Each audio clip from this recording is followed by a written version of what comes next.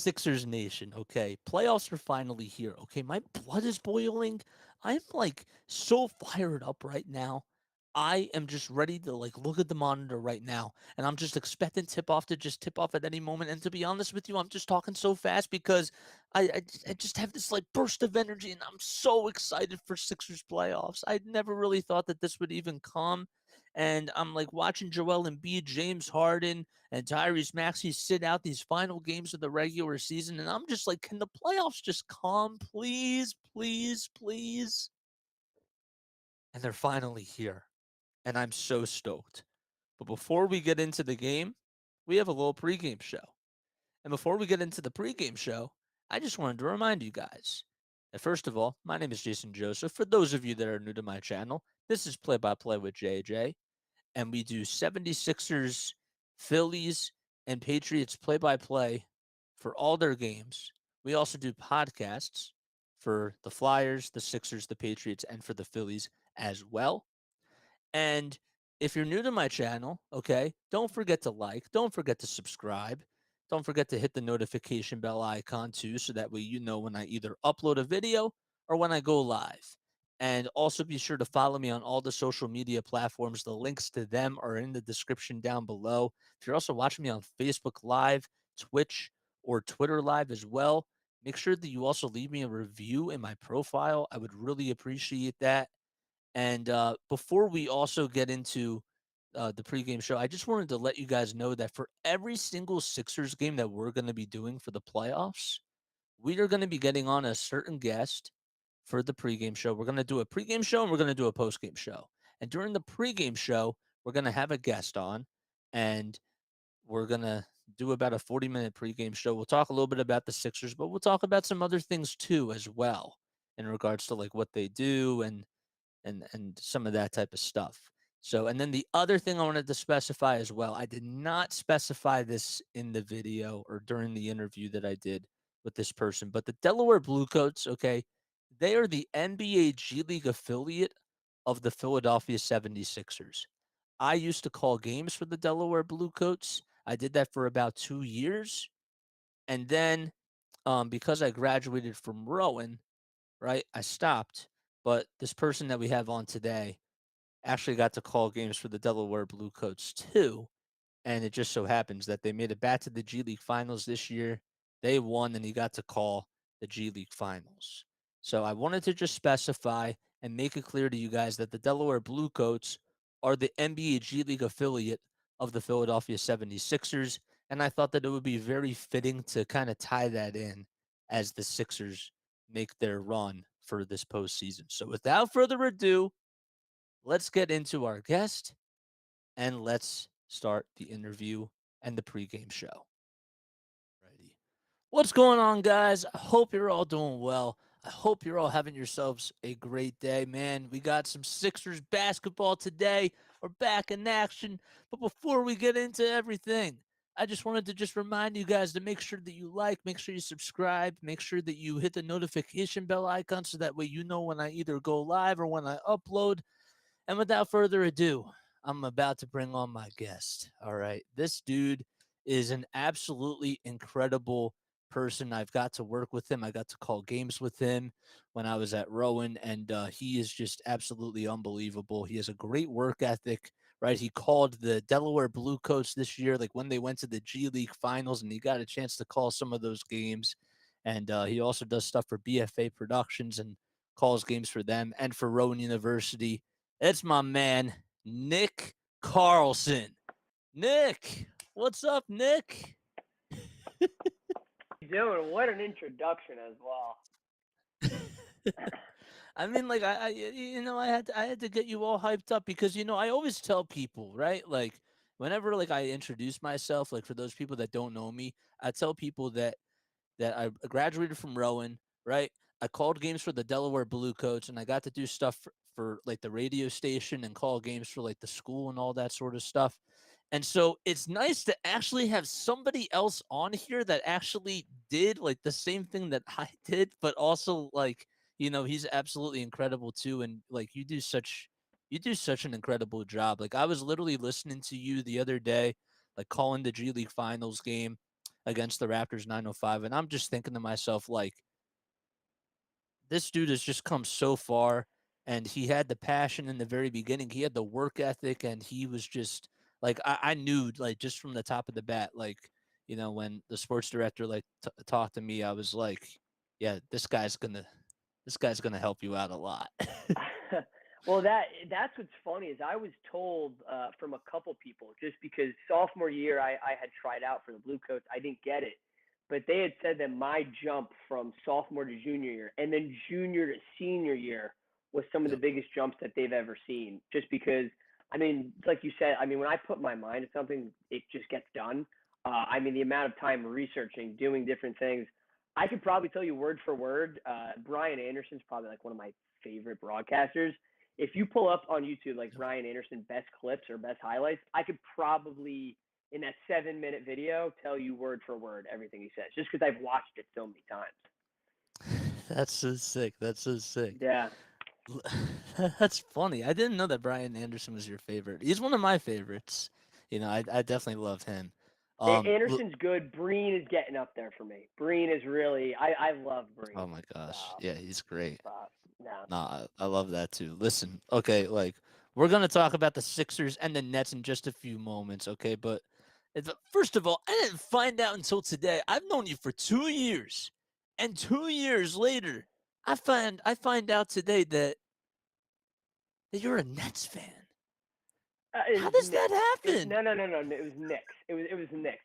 Sorry. So the reason is because also it could be Nets fans. My uncle had season tickets to about 2 rows behind the basket for Right. like the longest time. So I would spend a lot of times, and it was the Izod Center at the time when it was Nets, and I think they were just the New Jersey Nets. That was when Vince Carter was there.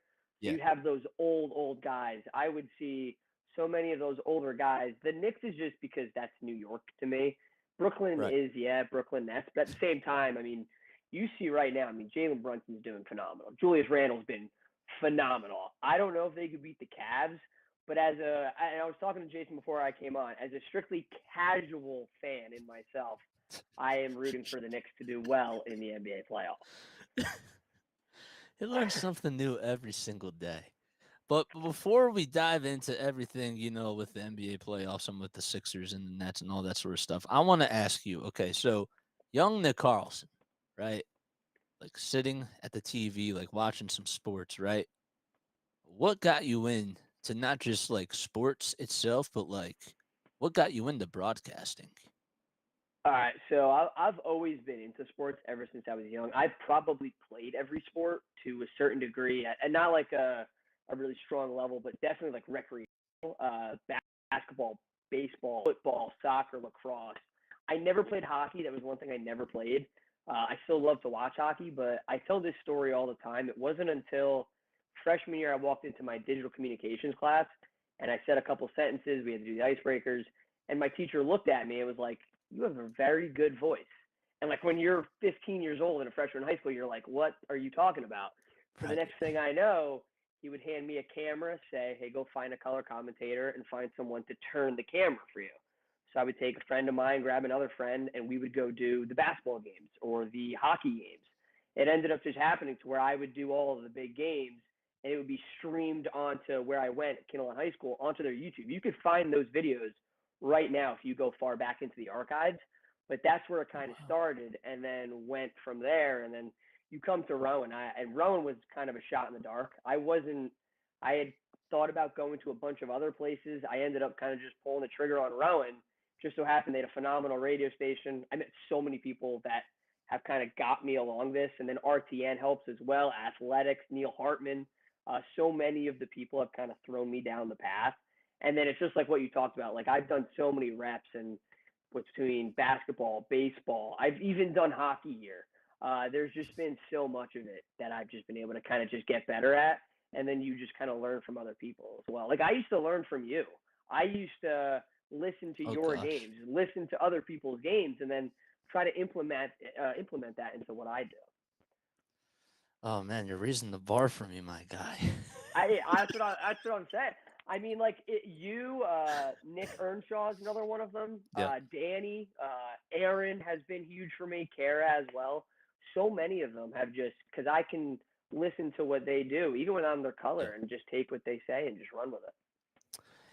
You know, okay, I have to backtrack here because I remember, okay, you and I like used to talk, right? But like we had this one game. Okay, so the soccer team made it to the playoffs. It was the men's soccer team, if I'm not mistaken. Okay, and I called a game with I don't know if you remember her. Her name was Mackenzie. Okay. I remember that day very Yes. well. Yes. Okay, so Mackenzie didn't.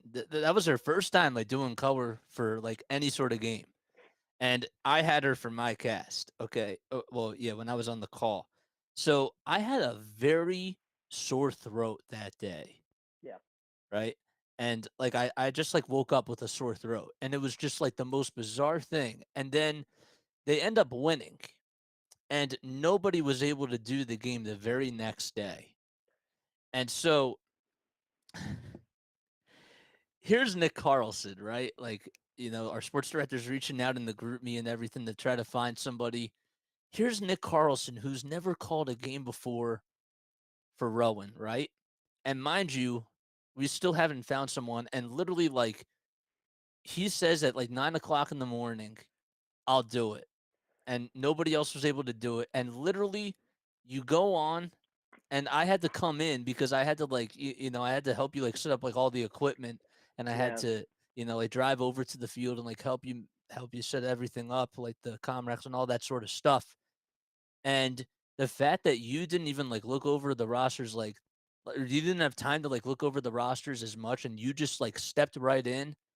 I said to myself, like, this dude is incredible. Like, he takes anything, and Well, he's such a hard worker. so the story is that this was on a Sunday. I remember it perfectly. It was Yep, it was a Sunday, two Sunday. o'clock. Yep. I was watching football and no one else wanted to respond. This was at about like 1. We were like getting up to that time frame. I'd never called a soccer game before in my life. So Yep. I said, I was like, oh, I'll be color commentator because I could just kind of help out the play-by-play, at least give somebody an option. And you were going to produce no matter what. So I was going to Yeah. just do color and kind of just go My from voice there. was so sore. Well, I remember, yeah, I remember talking to you, and it was like it started off good in the beginning, and then at the very end, it was like, all right, his voice is like on life support at this point. So that's what I knew you were never going to be able to do the game. So I was just like, yeah, I could do it. But then the next thing I know, we couldn't get a play-by-play, and Danny, the sports director, was like, yeah, so we can't find someone, so you're going to have to do play-by-play by yourself. Meanwhile, I'd never done a soccer game before. I don't even know the rules. I didn't know the rules of soccer at the time. Like, I played it, but, like, you don't know really penalty shots, offsides, this and that. I never looked over the roster, and I kind of just went from there. I barely called Christopher Newport any of their players besides the goalie. And I remember Chris, the athletic director, when I finished the game, I was like, Chris, how did I do? I've never called the game before and I didn't know I was doing the game till about a half an hour before the game started. He's like, if that was the case, you did an unbelievable job. I was Yes, like, wow, I really? did. So, yeah, and Yeah. I've loved doing soccer since then because I was kind of thrown into it for a lot of the guys and girls games, and it was a blast. I loved doing soccer for the radio station, specifically for the girls because they made it very far in the tournament. Yeah. Yeah. No, absolutely. And it was just that day. I was just like, man, like this guy's like a student of the game, and like just to be like thrown into the fire like that, like it takes a lot of guts, and like what you did to just to make the most out of that. That's I give you so much kudos for that, and like look at where it's gotten you to like right now. And actually, this is a good segue into right now because you're just coming off of what was an incredible run by the Delaware Bluecoats, who made it all the way back to the G League Finals, and you actually got to see them win. I didn't even get to see them win. I got to see them make it to 2, but you got to see them win. Okay, so and you also got to call a finals game, which was I actually never like had the opportunity of doing that for play by play. But what was that experience like? And just talk about the run that the Blue Coats made. So it was the first game. I think that the semifinals was more intense for me personally because that was playoff basketball. That was the start of the whole thing. So that was intense. I posted stuff on my social media, on Instagram, on Twitter. Next thing you know, I have homeschool friends who are reaching out to me. And they're like, "Oh, do you know Mac McClung?" I'm like, "What?" Like I see him every day when I do a game. So Right. I got to see Mac all the time. Got to see kind of his development and his run. Semifinals, he was phenomenal. The finals was interesting because guys like Nate Burlington showed up because his brother Kevin was the coach of Rio Grande. So I had these famous people in front of me. The G League commissioners were all around me. I mean, that was probably the most stressed I've been during a broadcast, not really beforehand. I never really got stressed before them, but at the same time, I feel like when I went into that one, I kind of had some nerves, but at the same time, the Blue Coats just destroyed Rio Grande. I mean, that was an exciting game to watch, and it wasn't even close. So you got to kind of see a lot of cool highlights, and I got to call dunks, 3-pointers, this and that. And I think that as an experience, that I'll look back on and I'll say that was an unbelievable experience. Not even the Blue Coach in general was great and all, but the finals and the semifinals and doing all that. I mean, I'll look back at that and say I got to see so many cool people along the way and meet a lot of people. I mean, like my goodness, I got to see LeAngelo Yeah. Ball, so that was pretty cool itself. And then you get to see Mac McClung, the slam dunk champion, as well. Yeah, no, there's like no other way to describe it. Like I always told people, like, when I was doing Blue Coats games, like, like the first time, calling it like off of a monitor was like one thing. And then like the next year, like seeing the games like in person, like at the field house, and then like calling the away games like on the monitor, like it was just a different experience. And to just like Did you do any playoff games? I did. Yes. Yes, yes, yes, yes, yes. I did. Were they in Wilmington or was it off the conference monitor? Because that's a completely Right. different thing. The conference Right, right, monitors. right. Yes, yes, yes. I did it off of the conference monitors. So, Mm. um, but yes, so no, that was really cool. I wanted to ask you, were there any like certain moments of the season like that specifically stood out to you? Like whether it was from the players or whether it was just from like the broadcasting experience overall or just a combination of both? I think from a personal standpoint, for myself, broadcasting, I kind of felt bad because there was 2 game winners, and both of them I was play-by-play for. So I got to do the Mac McClung game winner. I got to do the Lou King buzzer beater to win in overtime after he was just traded to the team. Yep. So an interesting storyline. I got to call that, and then I got to do the semifinals and the finals as well. But I think nothing will beat when Mac won Slam Dunk Champion, comes in first game. He comes right over to the table, fist bumps. Hey, what's going on? How you doing? And I'm just talking to somebody who was face to face with guys like Giannis or Joker or Joel Embiid, Shaq, and just kind of won the slam dunk contest and was the slam dunk kind of champion and ran all of All Star Weekend. Like he was the highlight, the big headline, and he was standing 2 feet in front of me, just having a normal conversation. So that was from a personal level, probably one of the cooler things. You look and see all the big moments as well that the Blue Coats. I'd say winning the finals was probably one as well.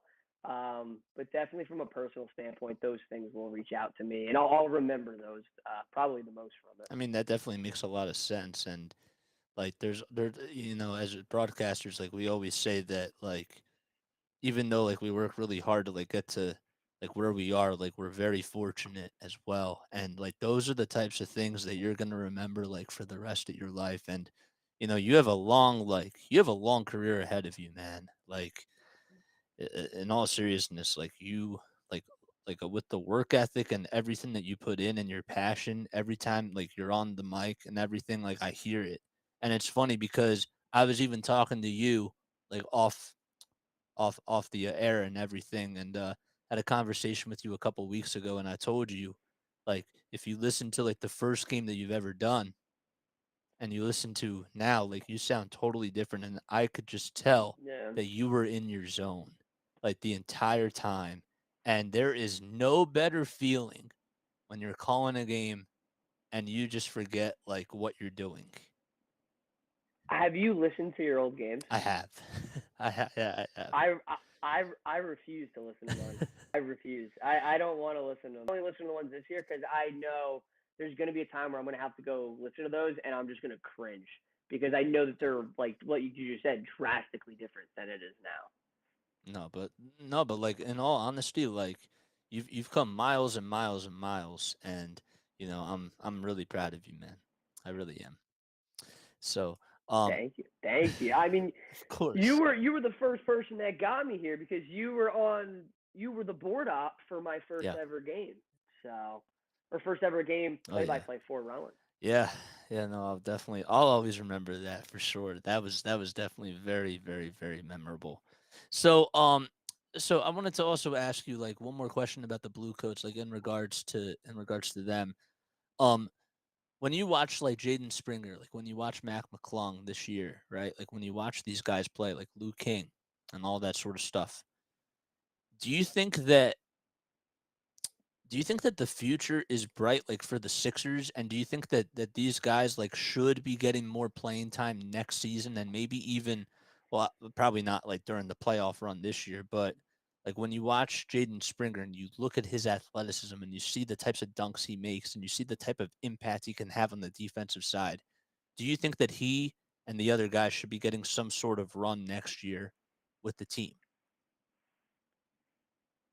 It's tough because Springer, I think he was like 6'3" or 6'4". He's an athletic freak. I mean, his vertical and how he can get up, how quick he is. I think he's led the G League in steals. I think for a certain amount of time. He's a phenomenal defender. I don't think his game will translate to the NBA, just because he's a lot of get inside the paint. He's small, take the contact, and go up with it. I mean, if you run into a guy like Giannis or Rudy Gobert, he's just going to Right. send you flying. So I feel like Jaden Springer, he's got to work on that perimeter game. That's what Mac's done very well. Mac has worked on that perimeter game. He's been able to kind of shoot and get over the big trees inside the paint. The problem is that he's not the best defender. So if you could like somehow get Springer and McClung to like combine into one person, you'd have a phenomenal Right. basketball player. But I just feel like the guards, you've got Maxey and Harden, they've been phenomenal. I feel like there's not really a role for the two of them. I've got a feeling Springer might come up since they drafted him. I've got a feeling Mac's going to end up with another team. He's going to be a name. He's going to sell tickets no matter Box where he goes. office. I mean, I was watching his I was watching his dunk highlights back when I was in like sophomore year of high school, and then now I'm doing games for him. So I think Mac's going to end up somewhere else. But Springer, I don't know with Springer. It's tough. You'll know pretty early on with Springer if he'll be good or not. Mac's going to Yeah, move that though. makes a lot of sense. We did see Jaden Springer like get a little bit of some playing time, and Mac McClung too, like towards the end of the season, and it was kind of nice because like when the Sixers were just like starting to rest like their guys, like Joel Embiid and all the starters and all that sort of stuff, you got to see the run that these guys had, and it was sort of like this energy boost that they just carried with them from the G League finals, and I've never honestly seen anything like it. And the Yeah. fact that they played their hearts out and they played against a full, like healthy, a full starting lineup of the Atlanta Hawks, and they were able to just beat them in overtime, like that was absolutely unbelievable. And I think that that was one of my favorite moments. I think a lot of it is as well is that they're trying to Correct. fight for a Hunger. spot. So you see Mac, he gives his heart every single day, even with the dunk Yep. contest to get his name out there.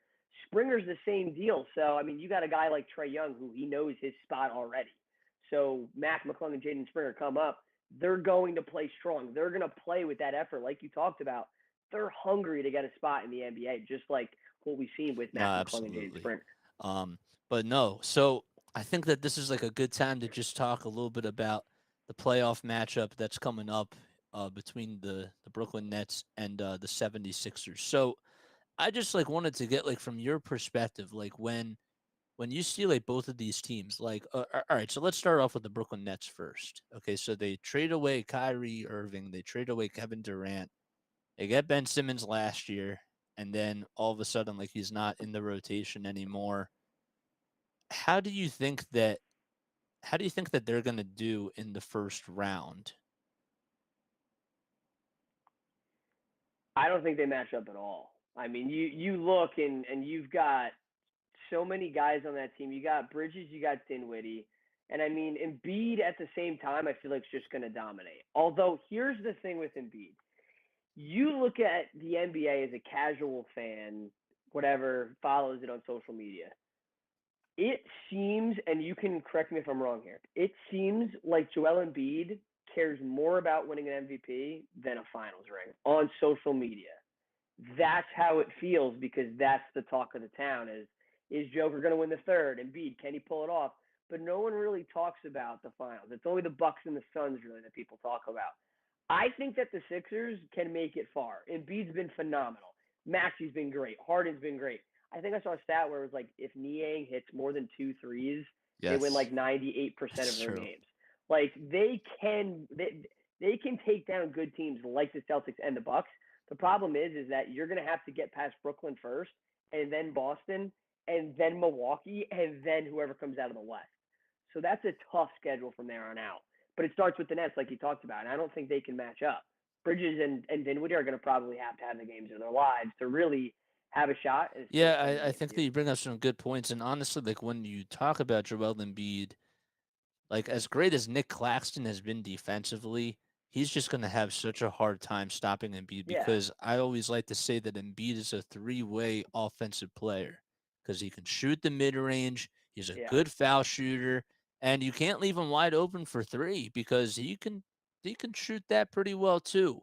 And now it's like also gotten to the point where even if he draws up a double team, he can now pass out of the double teams. And so I think that that's one thing that's going to be really tough for the Brooklyn Nets. Do you see it going at least to 5 games? Honestly, I do. When you get into Brooklyn, oh, here's the problem: is like if it's like Milwaukee and Philly fans, I feel like aren't going to travel that far. I feel like Philly fans are going to go to Brooklyn, and Brooklyn fans are going to go to Philly. So you're going to get kind of that mix. Home field advantage Yeah. is definitely going to be a thing, but at the same time, I mean, Brooklyn can steal one. I mean, Cam Johnson was phenomenal for like 3 games this year when he dropped like 40 points, and other than that, he's kind of simmered down a little bit. So you look at the matchups and home field advantage. I just feel like they might steal one. I'd be shocked if they steal two. If it goes to a game six, if it goes to a game seven, Jason, as a Sixers fan, I would be Yeah. worried. I would because this should No. not be close at all. I think you got to look ahead and say, all right, we got to be ready for when Jason Tatum and Jaylen Yeah. Brown come to town, and we got to be ready for when Giannis comes to town because they're going to get out of their first round matchups, and then you have to prepare for them. And that's when I feel like it gets scary for 76ers fans because the Philly curse of getting to the finals and losing is a thing, It but they got is, to get but there first. I mean, the one thing that is different is that Joel is fully healthy, and so is James Harden. It seems like, and Ben Simmons, like Yeah. say like what you want about him, but he's not on the team anymore, and I think that this just feels different. Not saying that everything was all Ben Simmons' fault because it wasn't, but I'm with you. Like this team can go to the finals. They just have to put it all together. Yeah. And if Embiid is not giving you 33 and 10 a night, unless you're getting like 34 from Maxey and like 28 from Harden and maybe like 24 from Embiid, that is a recipe for success. But is that sustainable? If you had to say, I think they beat the Nets handedly. I think that's fine. Do you think they make it past the Celtics as a non-biased fan? I think that they can. I just don't think that I I I think they can. I just Yeah. like Embiid's going to have to average, like I said, he's going to have to average like 35 points in that series, at least. And I don't think it's sustainable. And Boston has a deeper team than Philly does. So I think it's going to go to So six you think games, Boston beats Philly? maybe Okay. 7. And if it Okay. goes to 7, then I'd say that the Sixers win. I think if the Sixers get past the Celtics handedly, they're going to the finals. I Yeah, think I if agree.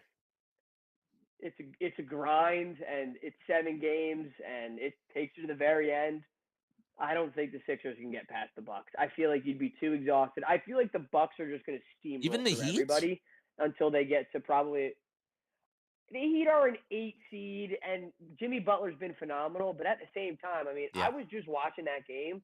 The Bulls gave them a run for their money. Like, and the Bulls are Right, nowhere on the right. same level as the Bucks. So I think the Heat might steal a game, maybe two. I think it's 4-2. I think that the Bucks go straight through.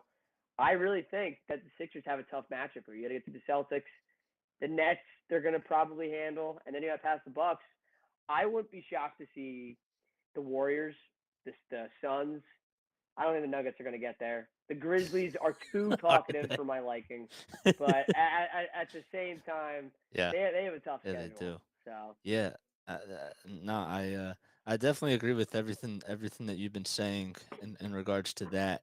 Um, the last thing I wanted to ask you, like in regards to the Sixers, Nets matchup, is a lot of Sixers fans, they've been a little bit fed up with Doc Rivers as the head coach, and they're a little stubborn about like all the 3-1 losses or all the 3-1 leads that he's blown, and just like the rotations and that sort of stuff. Do you think that that'll come back to bite them as a team in the playoffs, or do you think that talent outweighs coaching, or is it a combination of both? I don't I don't know if talent outweighs coaching. I'd say the mental aspect. I got to keep in mind you had Harden, you have Embiid, you have Maxey. They've been there for the collapses. So I think at the same time, yeah, that 3-1 is going to be in the back of their head if it comes down to that. But if you can get past that and move on, then you're good. You have a clean slate. You go on to Boston or you go on to Milwaukee, whatever it comes down to. I feel like firing the coach isn't always the best thing because you have a very good team here in the Sixers, and Doc has proven for years now to be a good coach. I just think at the same time, if he gets bounced in the first round, if they lose to the Nets, I mean, Philly fans are going to be calling for his head.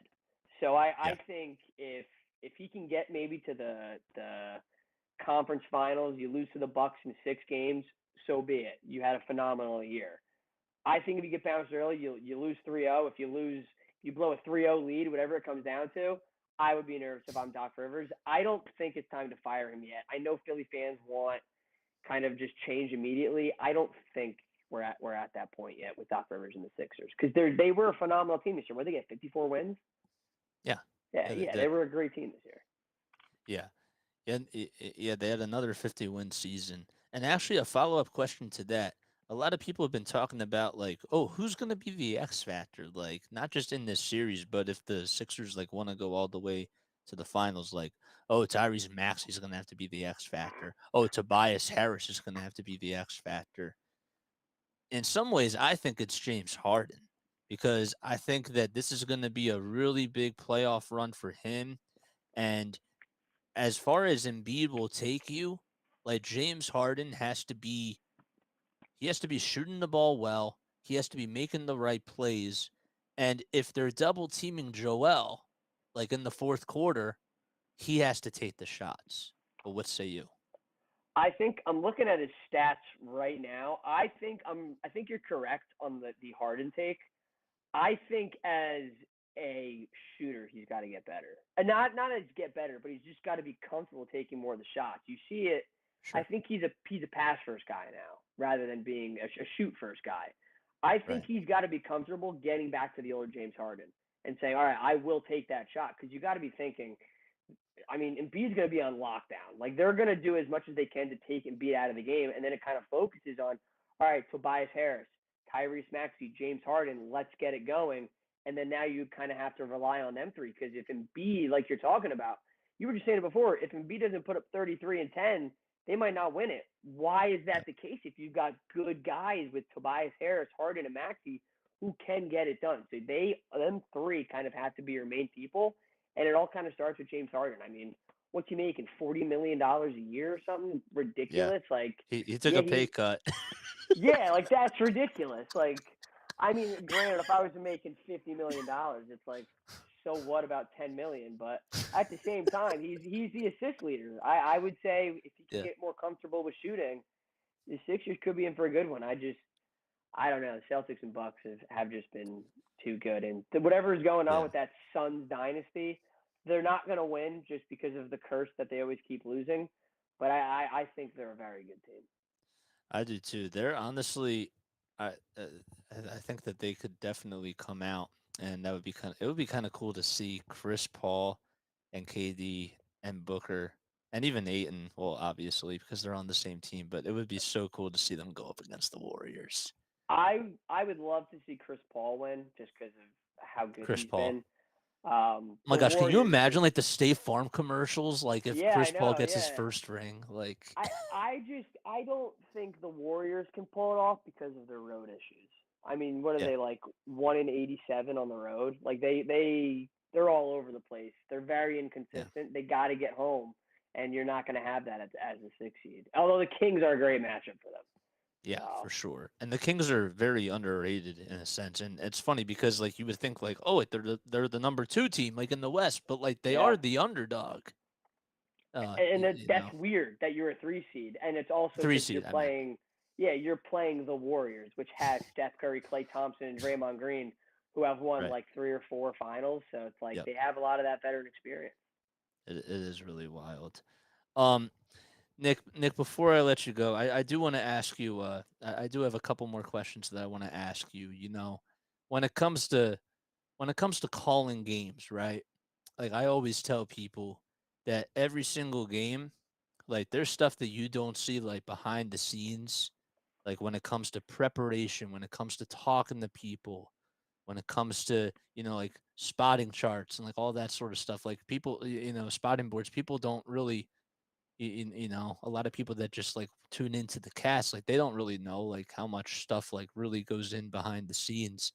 And I always try to tell people lessons that I've learned just from this whole like journey of just calling games for over like the past 3 years, like whether it was for Rowan, whether it was for, the Wilmington Blue Rocks, the Delaware Blue Coats, BFA, um, or even just on here. But what's like one of the biggest lessons that you've learned from your journey of broadcasting so far? I'd say for BFA, I was going to say preparation. BFA gets tricky because you do different teams at different times and you don't really know the players. It helps when you do Rowan basketball or you do teams that you know. Like, I'm guessing like the homers for like, I'm trying to think. I can't remember his name. Who's the guy who does TV for the Phillies? Is it Tom McCarthy. Thompson or Tom Tom McCarthy. McCarthy? So like he sees the team 165 games, whatever it comes down if he takes a little bit of a break. Right. I know these teams very well. I know the players. So when I do the preparation, I have my spotting charts, things that I look for. I pull up every stat that you could think of, and I'll throw it down just in case because yeah, you'll probably use maybe 10% of those charts. But at the same time, when memorizing. You do little things. I mean, if Matt McClung huge shot, you could talk about the fact that he went to Georgetown and then now went to Texas Tech. I remembered that, so I would say it. A lot of that preparation is so huge because you can have as many notes and you can have all this and that. But at the same time, when it goes into your head, it really doesn't leave, at least Yep. for a couple of weeks or whatever it comes down to. So all that stuff is just floating around in my head. And like, I'm guessing you have that same thing of something happens and something clicks and you're like, I remember that note. I remember that Yep. PowerPoint. Yep. Matt McClung went to Georgetown, Texas Tech, and it just flows off the tongue good. So I'd say the best thing you can do is to prepare easily by a long shot. Go on the rosters, go on the statistics. Any little stat that you don't think is going to be helpful is probably going to be helpful. And if it's not helpful for that game, it's going to be helpful for the next game. So there's a lot that you can do preparing wise. I was just introduced to spotting charts, and they basically helped me get as far as I could possibly go in broadcasting. A lot of it was because of you with the spot charting websites. Um, but at the same time, those have really helped me out too along the way. Well, I definitely appreciate the shout out. Seriously, it means a lot. Like and giving back to Rowan is something that I'm gonna continue to do. I still go to the Pizza with the Pros events. I still see interact with the freshmen that are there. I always tell people that when you go out to network like with people and you're supposed to see somebody, like it's not just about meeting the person that is there for you to network with. It's also about networking with the people that are there for that same reason too. Yeah. because like down the line, relationships really do matter, and staying in touch with people really does matter. And the more relationships that you build, even with people that are younger than you or older than you, it doesn't matter who it is. Like those things really matter, and you never know like what could happen in years down the line. So, um, but I wanted to just be sure to thank you so much for coming on here. Before I let you go, okay, I have to ask Nick Carlson, you know, obviously, promote yourself, give away your socials, tell people like what you've been up to, what you've been doing, and where people can follow you. Yeah, so I gotta look up my like Instagram and LinkedIn stuff now, just because I don't know it.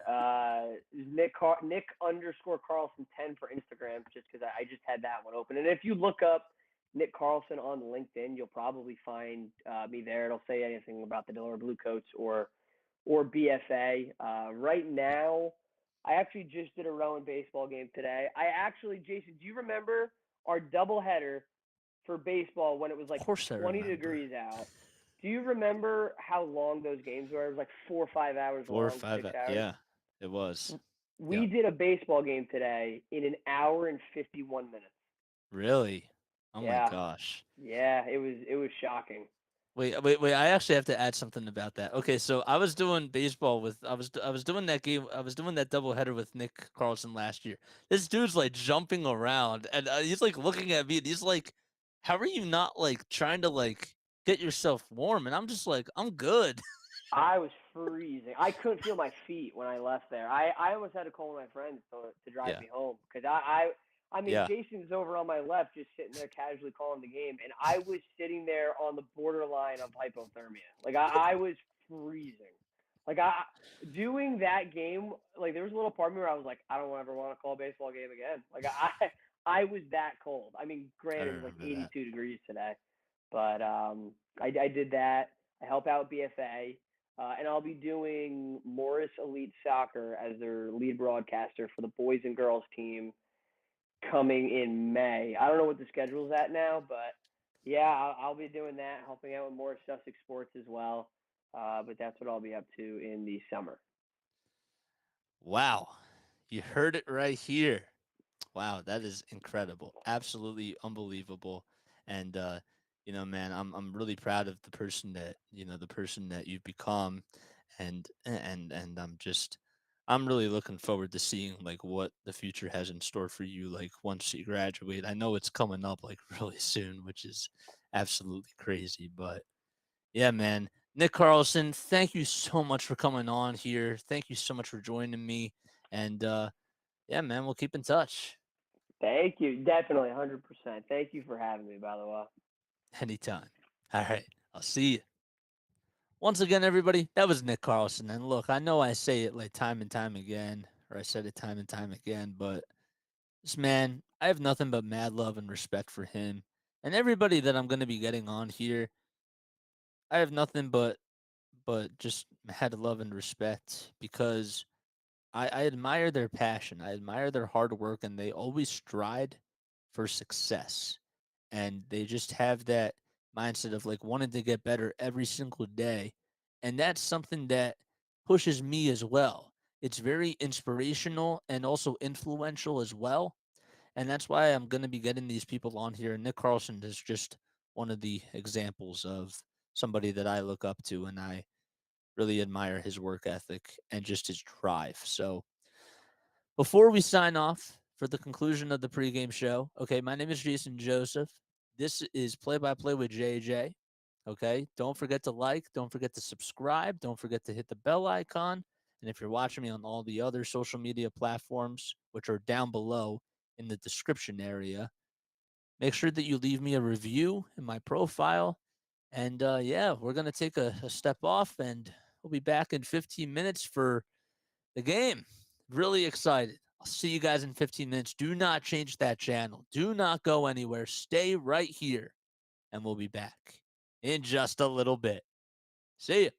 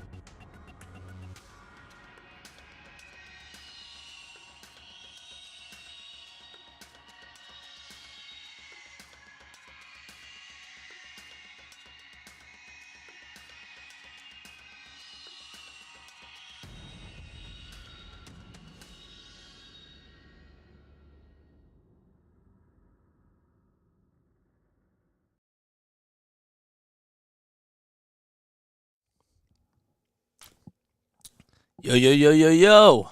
What's good? What's good? What's going on, guys?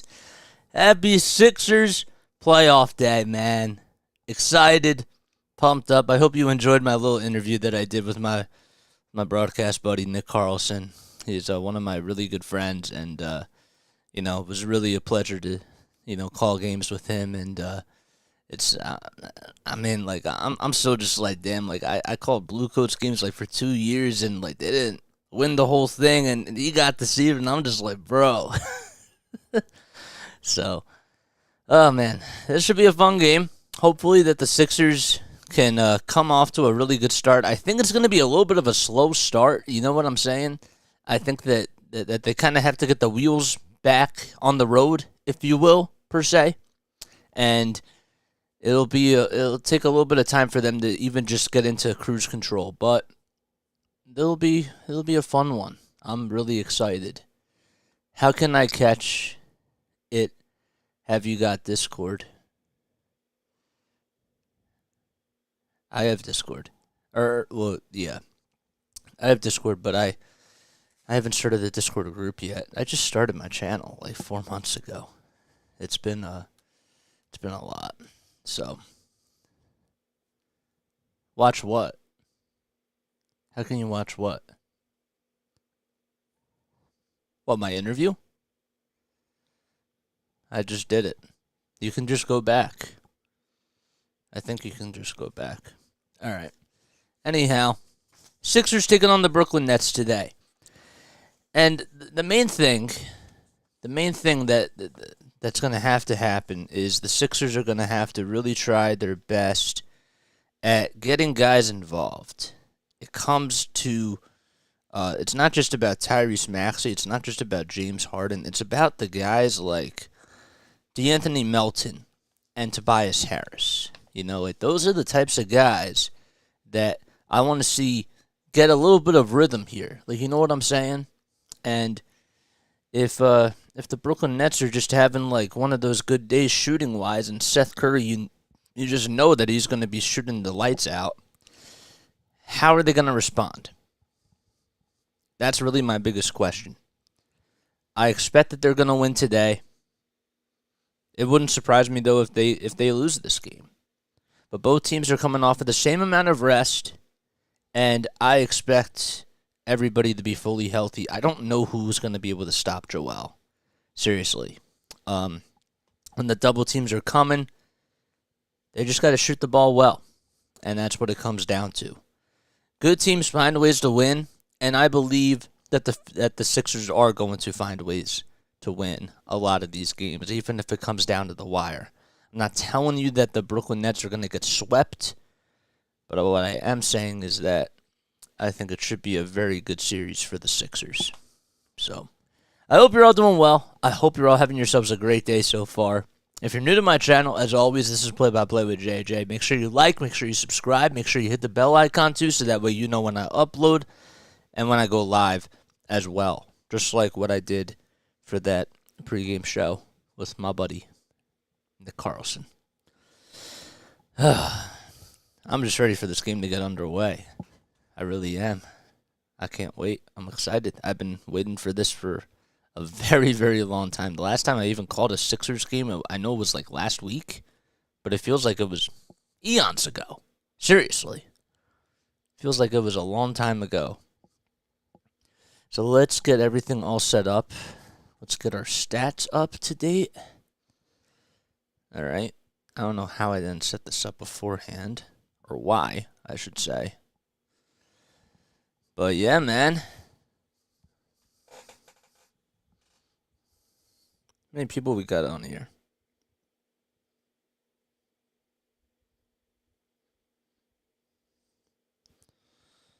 How many people do we got on here? We got 5 people. Nice. Sweet. All right, let's go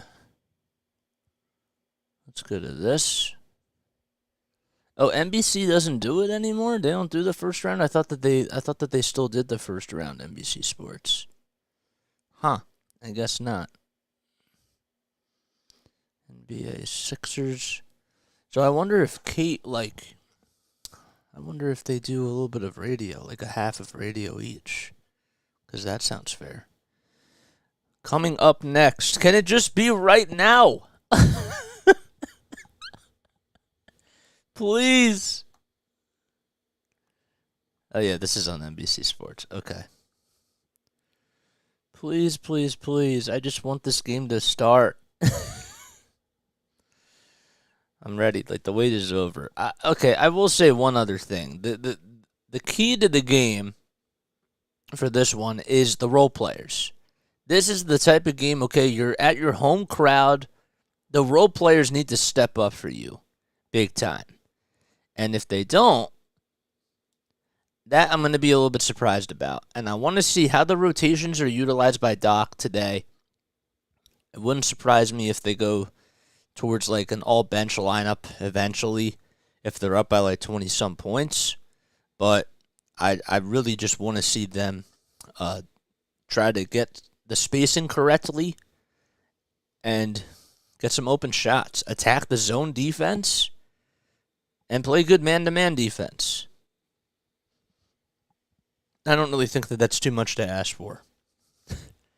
But I do ask for a lot of things. Just not in regards to basketball. I'm a little bit like thrown off with this like 1 o'clock start time. Like, as happy as I am about the playoffs, like, I understand that. I understand that everybody like wants to watch the games, but 1 o'clock, man, I don't like that.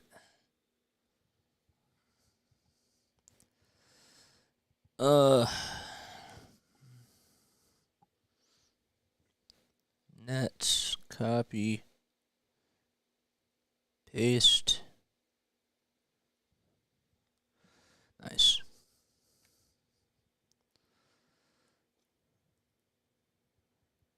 So we can close this. We can close that.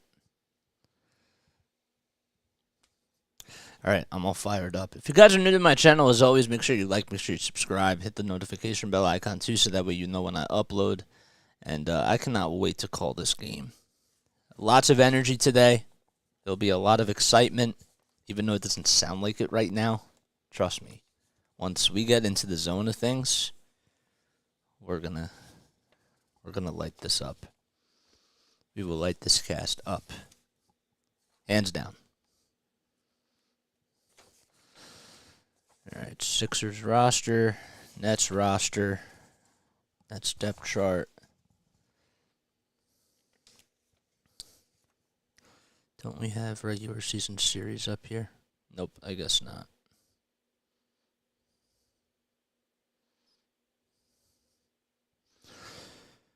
All right, I'm going to take a very quick step off, but I will be right back.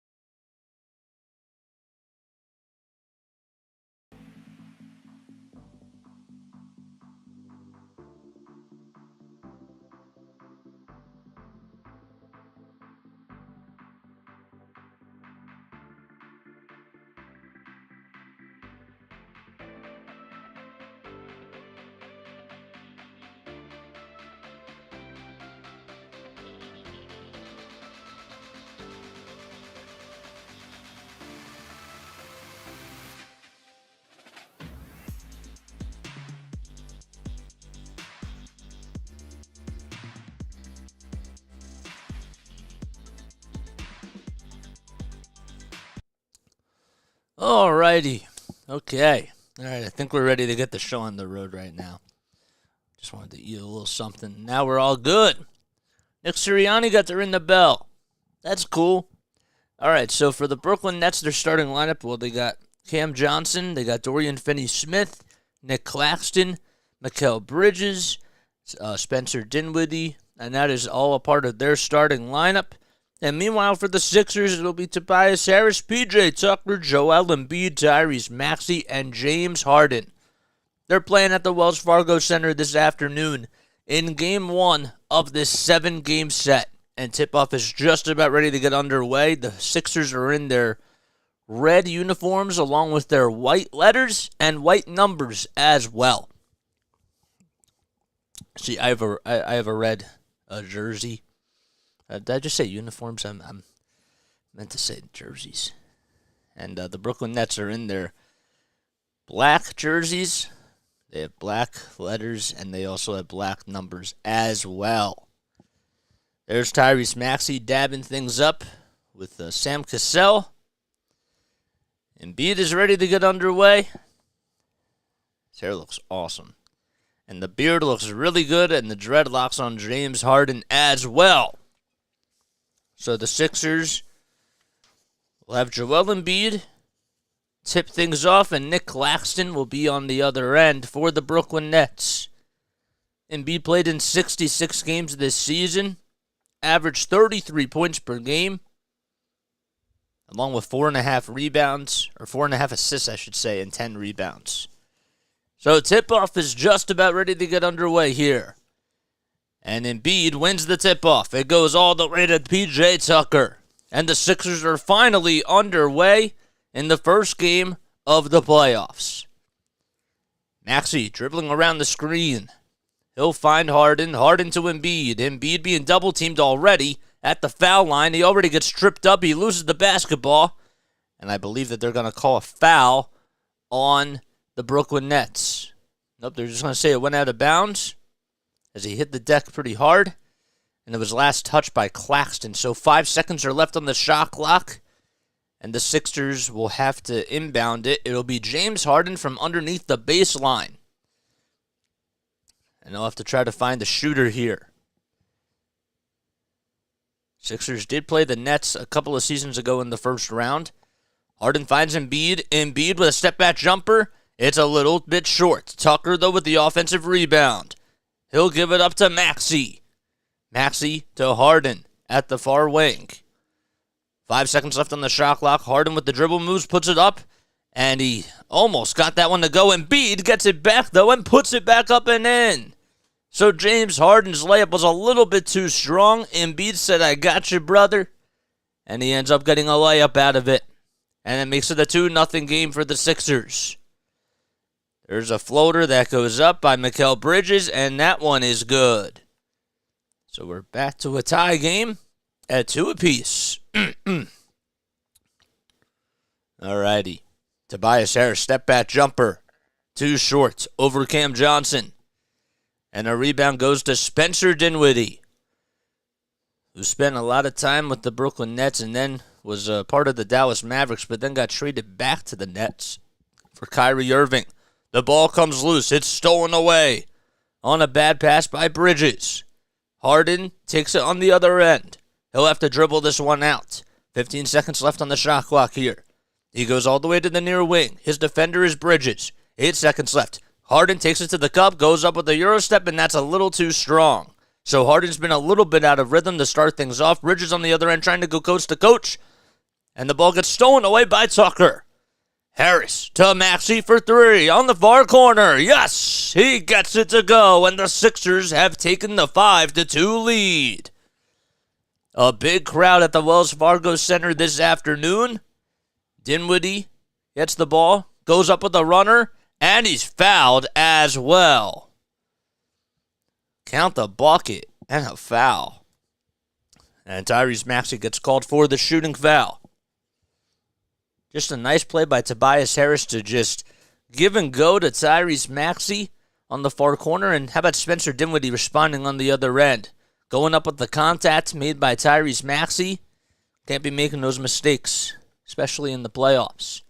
So it's 5-4. Dinwiddie's foul shot is way too strong, and Embiid comes up with a rebound. 17 points per game this season by Dinwiddie. He's also a pretty good foul shooter, but he just missed that one. So the Sixers are up 5-4 with 9:40 left to go in the first quarter. Harden with the basketball. Bounce pass all the way to the far corner to Maxey. Maxey's runner is a little short, but he gets fouled, and he will go to the line to shoot a pair of foul shots. Spencer Dinwiddie was guilty for committing the foul. There's Dorian Finney-Smith, the great defensive player who was has had a pretty good season. Tyrese Maxey goes to the line to shoot 2 free throws. The first one is up, and that's good.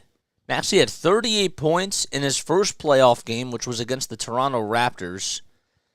And he was 14 for 21 from the field, and he made 5 out of 8 threes. The second foul shot, that one is good. Maxey, an 89% foul shooter on the season. 7-4 Philadelphia. Dinwiddie swings it all the way to Finney-Smith for 3, and that one is good. From about 27 feet or so, and we have a tie game at 7-7. I mean, the one thing is that now that Joel has the ball, who's going to be able to stop him? Here's Tobias Harris. Harris with the runner. He puts it up and puts it in for the Sixers. 9-7, and the Sixers are up by 2 points. Dinwiddie controlling the traffic now. He'll find Bridges with a pull-up jumper. Tucker is there to grab his miss. Maxey directing the traffic. He gets past half court. He gets a screen from Embiid. Works his way around it on the left elbow. Finds Embiid again. Embiid back to Maxey. 10 seconds left on the shot clock. 8:38 left to go in the first quarter. Embiid finds Tucker inside. Tucker with the Euro step. No. Harris with the offensive rebound. He puts it back up, and it's blocked by Finney-Smith. On the other end, Dinwiddie for 3. He holds his pose. That one was too strong, and they're going to say that a loose ball foul was committed by Nicholas Claxton. And it looked like he pushed Tobias Harris there. So that makes it a 9-7 ball game.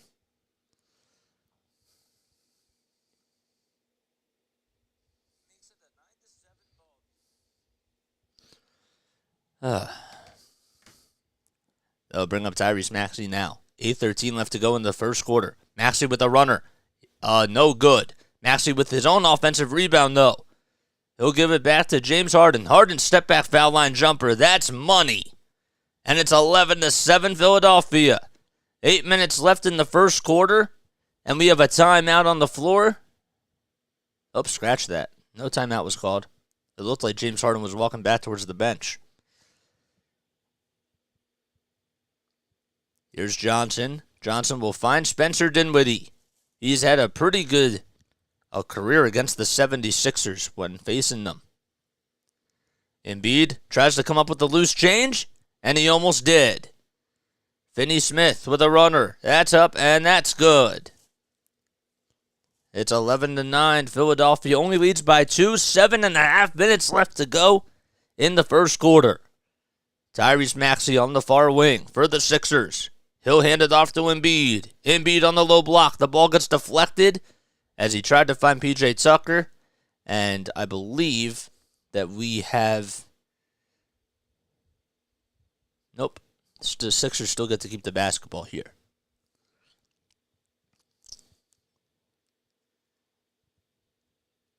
Maxey will inbound it from the baseline.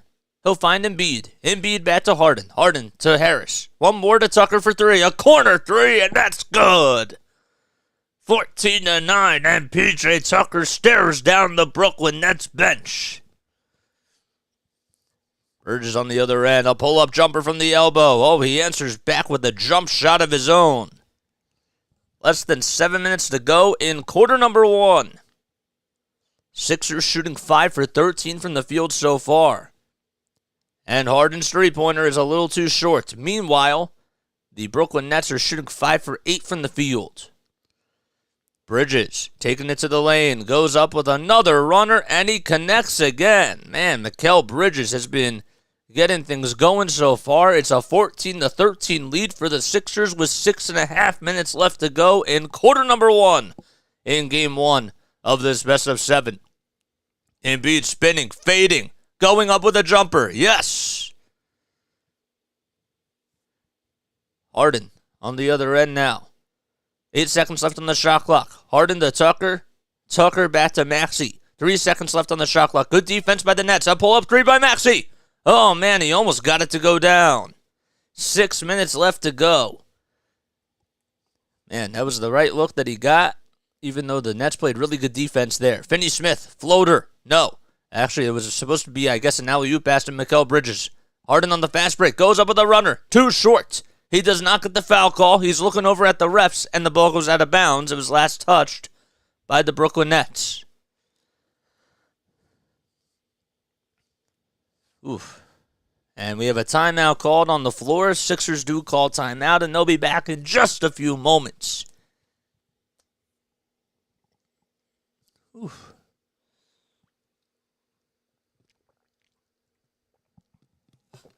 Is it raining outside? It is raining outside. Wow. Ugh. In case you guys are new to my channel, my name is Jason Joseph. This is Play-by-Play with JJ. If you like my content so far, make sure you like, make sure you subscribe, hit the bell icon too, so that way you know when I upload. Man, we're on our way to 220, and yeah, man, we've been going at it for 4 months, so I appreciate it. Appreciate all the love and the support, man. This is good.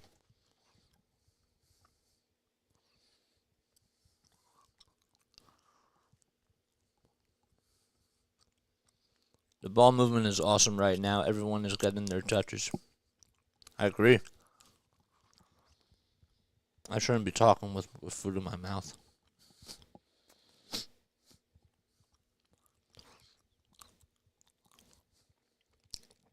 We got 6 people on here. Nice. Good stuff, man. The ball movement does look really good. What a night. Yeah, so I hope that you enjoyed that little interview.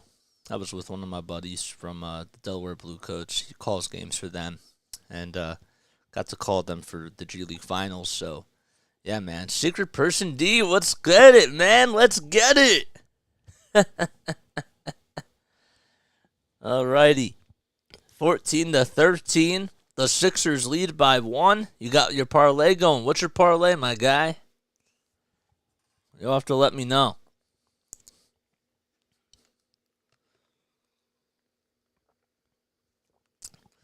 And yes, Josh, I'm totally with you. The problem is that is it going to be sustainable? I hope so, but I like what I'm seeing so far. I really do. Everything looks like it's on point. Oh, man.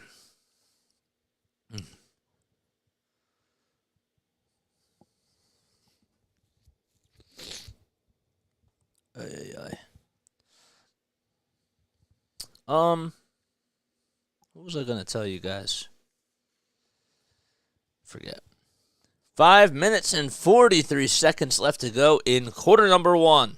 In game 1 of this best of 7, I'm Jason Joseph. This is Play-by-Play with JJ. And if you're new to my channel, as always, don't forget to like, don't forget to subscribe, don't forget to hit the bell icon too, so that way you know when I upload or when I go live. If you're watching me on Facebook, I appreciate it so much. Be sure that you comment down below, and also be sure to review, give me a review in my profile as well. Harden 20 plus, Embiid with 31 plus, Bridges 27 less than Dinwiddie less than 17.5. I think that Dinwiddie is probably going to get like 20 points today, to be honest with you, at least.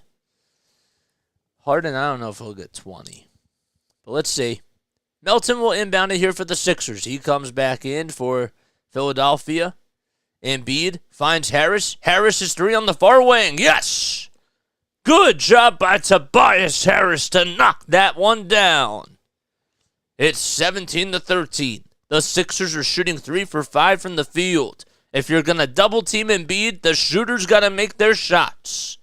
Johnson to Bridges. Bridges back outside to Johnson for a corner three. That's money. And it's 17-16. A flamethrower thrown by Cam Johnson. 17-16, 5:05 left to go in the first quarter. Embiid will hand it off to Tucker. Tucker to the cup. One more to Tucker for three. It was Harris, I should say. Harris was the one that took it to the cup, and Tucker could not make the corner three. Dinwiddie on the other end pulls up from the top of the key, and it's way too long. Maxey comes up with another board. Maxey has been doing a good job on the glass so far. He puts up a three again. No, that time it's way too strong. He pulled up from about 28 feet or so. Johnson will hand it off to Finney-Smith now. And here's Dinwiddie. Dinwiddie at the top of the key, working around the screen, going on the elbow. Alley-oop pass that gets put up, and man, that was just missed by not much by Finney-Smith. Melton, three-pointer, way too strong. Tucker fighting for the rebound, and he tips it back to Maxey. Maxey, one more to Embiid. That's way too strong as well. Sixers have to try to be aggressive in the paint, as the three ball has not been going down over the last couple of attempts, and a timeout is called by Jock Vaughn now. 4:04 left in the first quarter. Sixers up 17-16. And they'll be right back in just a few moments. They have to capitalize on these offensive rebounds, bro. They do. PJ Tucker is giving you, he's fighting for the boards, and he's doing everything that he possibly can. And look, we don't have to rush shots. You just said it as soon as you commented. They're rushing all their extra looks. See, yeah, you can't rush these shots. You have 14 seconds left on the shot clock for a reason. Just come up with a play. That's all it is. Unless you're like wide open. If you're wide open, fire the trigger. But that's what I'm saying, bro. That's exactly what I'm saying. If you guys are new to my channel, as always, okay, this is Play-by-Play with JJ. My name is Jason Joseph. Make sure you like, make sure you subscribe, hit the bell icon too, so that way you know when I upload. If you enjoy my play-by-play commentary, we don't just do it for Sixers games, we do it for Phillies games as well, and we do it for Patriots games. So we're on the way to 2:30. We started this about 4.5 months ago. It's almost going on 5 months, and really proud of the work that we continue to put in like almost every single day, man. The grind never stops. But yes, okay, let me put up the box score. And let's put up the team stats. Yeah, man. Like they can't be. They were 3 for 5 from three, and all of a sudden, like these shots that they're taking are rushed, and there's no feet that are being set. You know what I'm saying? So. Ugh.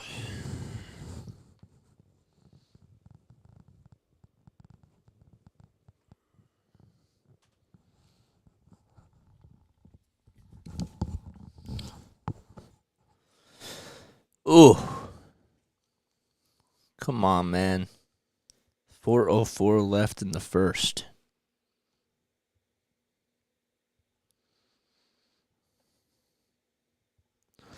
There's a pretty good crowd. I'm actually really happy about that. The fact that we haven't called a Sixers game in a week, I'm a little bit rusty. But I'm starting to find my groove again, and I noticed that. So, I've been so used to just doing baseball games, and now it's like I got to talk a little bit faster, and I got to bring the energy. It's got to be a little bit higher than what I was doing before. All right, 17-16. Both teams have called a timeout. Yeah, I saw Sirianni did that. Sirianni also threw out the first pitch of the season for the Phillies in their home opener, too, which I thought was kind of funny.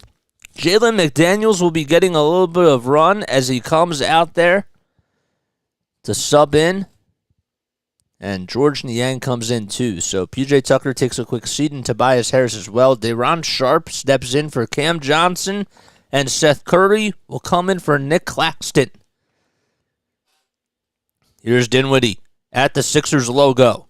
The Nets can take the lead on a bucket here. Almost stolen away by Melton. Bridges at the top of the key, working around the screen. Now he's going to the cup. He swings it all the way out, and it gets intercepted by Tyrese Maxey. Maxey at the Wells Fargo Center sign, slowing down the tempo here. His defender is Dinwiddie. 3 turnovers by the Nets thus far. 10 seconds left on the shot clock. Embiid with the basketball. The double team comes already. Embiid has to try to find somebody. He finds Niang. Niang, pump fake, catch and shoot 3. Yes! And it's now 20-16. The Sixers lead by 4. A great pass by Embiid. Unselfish.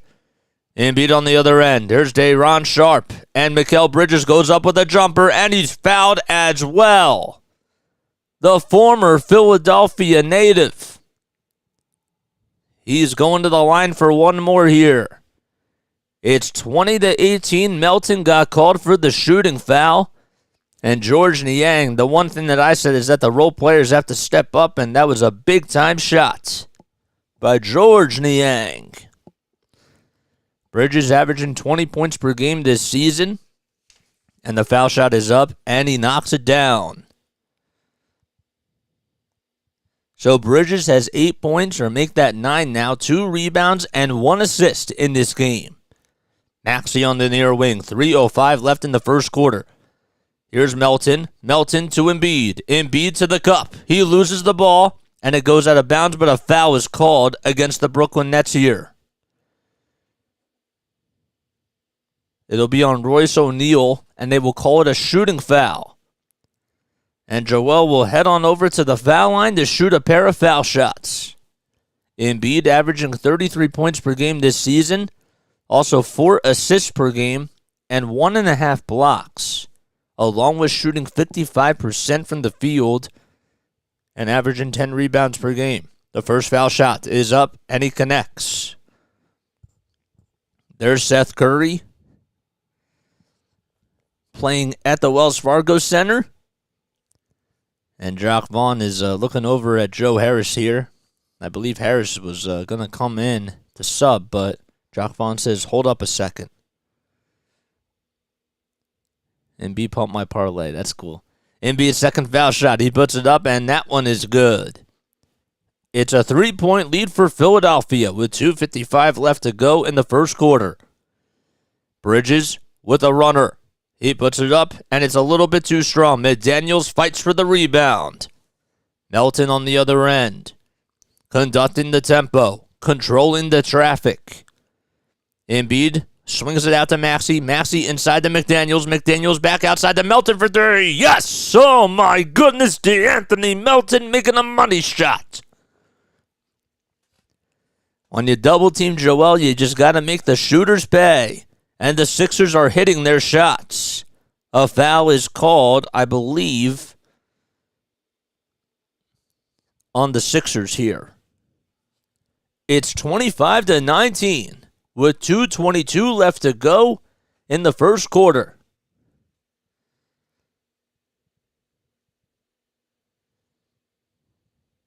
Niang playing defense here. There's Bridges for a corner 3. In and out it goes. And Maxey comes up with a rebound. 2 minutes to go. Maxey goes up with a runner, and that's a little bit short. A rebound by Finney Smith. Here's O'Neal, who goes up to the cup, and it was almost blocked by McDaniels, and Royce O'Neal goes up, and they're going to consider that to be a dunk. How about that?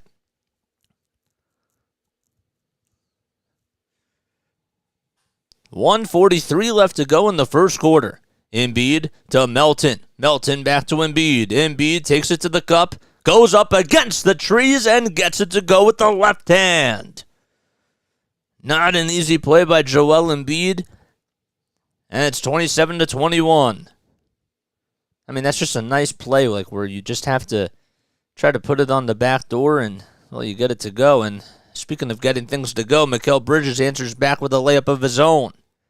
27-23, 1:10 left to go in the first quarter. Embiid back to Maxey. Maxey will have to try to find somebody here. 10 seconds left on the shot clock. Maxey, ISO. He finds Niang, and the ball goes out of bounds. It was last touched by O'Neal, and 5 seconds are going to be left on the shot clock here. Good job by Embiid to just keep the ball right beside him and not let Joe Harris try to tip that out of his hands. Claxton will come back into the game for Royce O'Neal, and Paul Reed steps in for Tyrese Maxey. James Harden will also come in for Joel Embiid. Here's Melton. 5 seconds left on the shot clock. Harden for three. Yes! Nothing but net for James Harden, and it's a 30-23 ball game. A great shot by Harden. And hopefully he can try to continue to have the hot hand here. O'Neal back to Harris. Harris to Curry. Curry inside to O'Neal, and he throws it up and throws it in with a dunk. 30-25. 17 seconds separating the shot clock from the game clock here for Philadelphia. Niang to Melton on the near wing. Melton wants to ISO on Bridges. Melton goes up with it, and he tried to throw it down, but it was stolen away and blocked by Nick Claxton. He met him right at the rim. 1 second separating the shot clock from the game clock. Bridges at the logo. His defender is Paul Reed. 10 seconds left. The Sixers lead by 5. Bridges gets fouled by Niang with 8.1 seconds left, and now the shot clock will be unplugged. Niang just reached in, and he was committed guilty for the foul. How about that block by Claxton, though?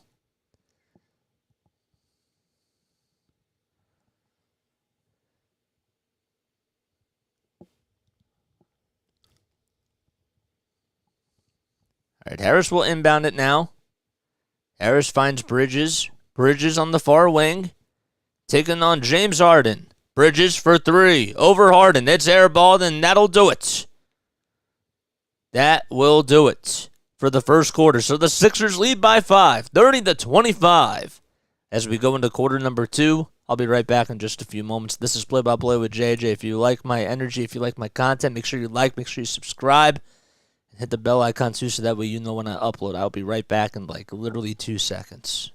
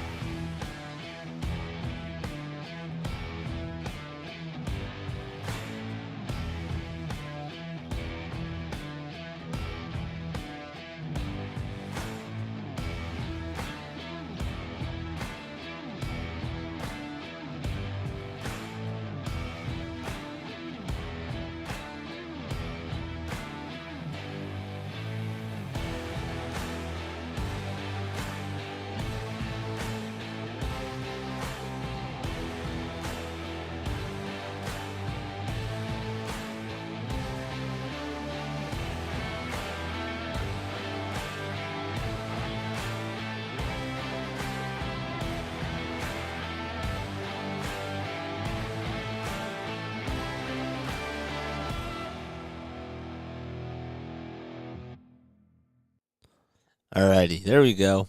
Nice. Nice. That was a good first quarter, I got to admit. Sixers did everything that they possibly could. And the defense looked really good by James Harden, to be honest with you. And that was really nice.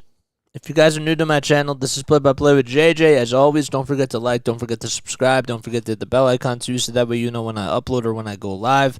If you like my play-by-play commentary, we also did a pregame show today. We'll be doing that for every single Sixers game. Just been, putting in the work, my guy, So, but yeah. It is a beautiful day out here in South Jersey. And why is my nose so itchy all of a sudden? I gotta blow my nose now. Let me take the headsets off real quick.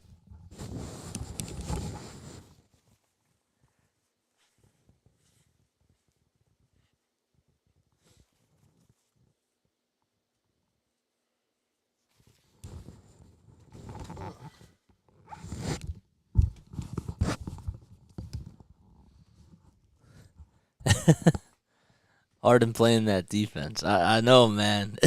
That is really funny. The Sixers were actually favored to win 9.5, or the spread is 9.5, and the Sixers are favored. The boardwalk is amazing. Yeah. Oh, dude, I'm not even like up near that area. I'm actually like, so I'm in South Jersey, but like AC and Cape May and all that sort of stuff, like those are really cool too. I got to make my way over there sometime this summer. I like the beaches. All right, so we're ready to start off the second quarter now. The Sixers lead by 5. 9 seconds have already gone by, and a foul was committed by the Sixers. So the Sixers going from right to left, and the Nets are going from left to right. Dinwiddie gets the inbound. The Nets are in their black uniforms, along with their black letters and black numbers as well.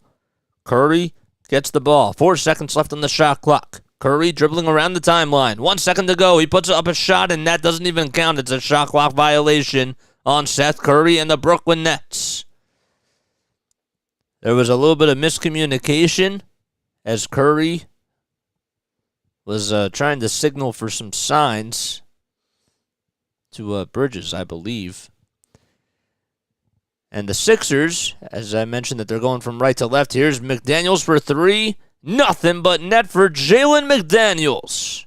It's 33-25. They're in their red and white uniforms. Red jerseys, white numbers, and white letters. Curry's flamethrower is good. And James Harden went tumbling to the hardwood. It's 33-28. Seth Curry's like, how can you leave me wide open? Anthony Melton on the other end. As a minute has gone by in quarter number 2, he finds and feeds Paul Reed as Reed goes up with a layup with the right hand. 35-28. The Sixers lead by 7. Dinwiddie takes it to the rack and goes up with a Euro step, and it's good. Dinwiddie didn't know how he wasn't fouled on that play, but nonetheless, the Sixers play on here. It's been a very fast-paced game so far. Harden with the basketball. 10 seconds left on the shot clock. He's at the top of the key. His defender is Dinwiddie. A screen comes by Reed. Reed rolls inside. Goes up with a Euro step, and that's good. Oh, baby, Paul Reed getting in on the action. 37-30. 2 minutes going by. Dinwiddie spinning, fading, going up with a layup, and he's fouled by Reed. So Reed gets called for the shooting foul.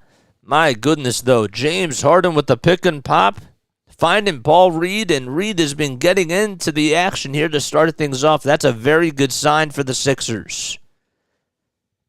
The thing is that he just cannot foul. That's going to be an issue if that continues to happen. Tobias Harris comes in for Philadelphia.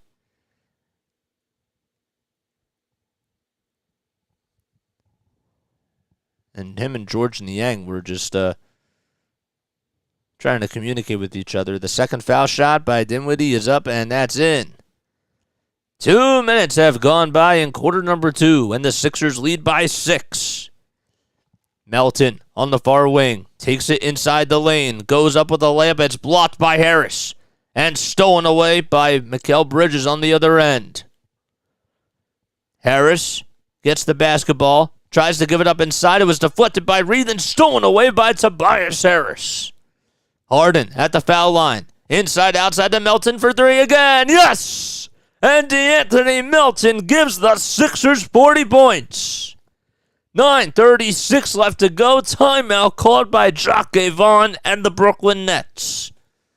A great play by James Harden. knowing that Seth Curry was right on him, and he was like, you know what, you got to defend our three-point shooters. And the Sixers are pouring it on here. 40-31. Oof. Who else is casting the Sixers game? Let's see. Let's see who else is doing that. If you guys are new to my channel, as always, this is Play by Play with JJ. Hope you're all having yourselves a great day. My name is Jason Joseph. Don't forget to like, don't forget to subscribe as well. And hit the bell icon so that way you know when I upload. See how many people we got on Facebook Live.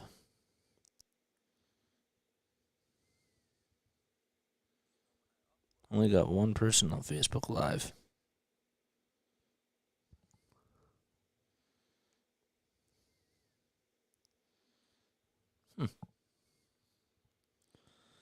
Who else is doing the Sixers game? I know a lot of people are doing it, so. Mitch, Kofsky. He has 4 people. How about DJ Eastwood? Used to go to Atlantic City? Yeah, Atlantic City is really cool, man.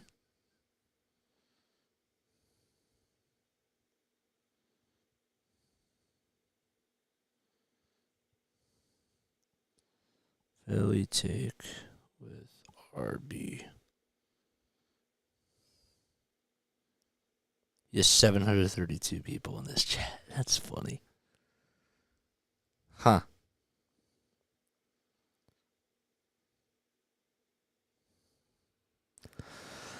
Ooh. My gosh. It's such a gorgeous day outside. I hope you all get to enjoy the weather, though, later today, if it's nice out by you. It did start to rain a little bit, but then all of a sudden, like, for the past, 20 minutes or so, the sun just, randomly came out. So, it's really nice. You know what I'm saying? Oh. Ay.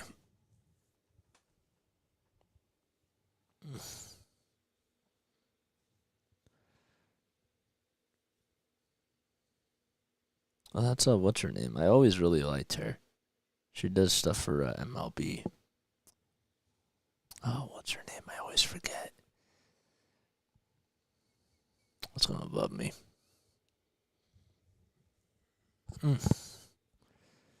82 degrees in Dallas, Texas. Oof. My gosh. Is it... Well, you guys don't get humidity, do you? Or no?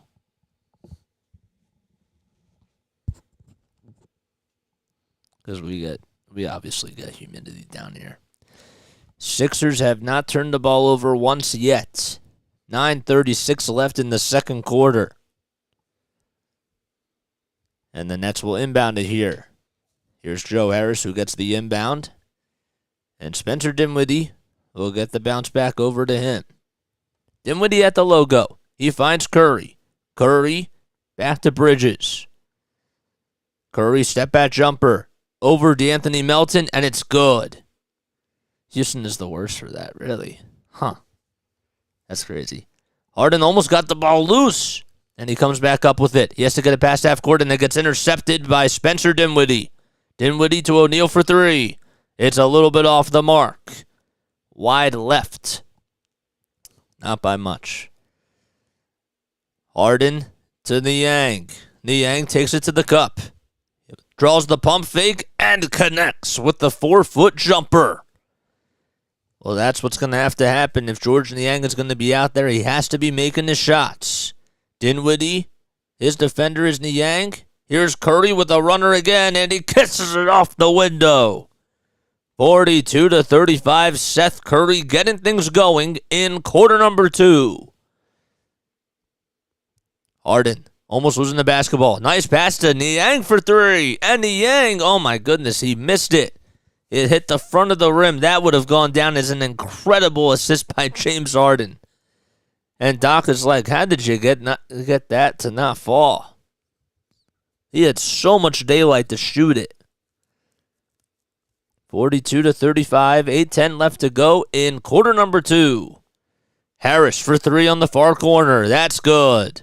That's why he's won the 3-point shooting contest a couple of times throughout his career. 7:55 left in the second quarter. Harris to the rack. Yes, and he gets the bucket as well. 44-38. Nice play by Tobias Harris to just go up inside the baseline and go up with a layup there. Curry drawing the pump fake again. Curry showing off the handles. He tried to pass it to somebody on the far corner, or on the near corner, I should say. Nobody was there. He thought somebody was going to be there. But no one was home, and there's a turnover again by Brooklyn. And also to just backtrack on the point about Tobias Harris, that layup was contested.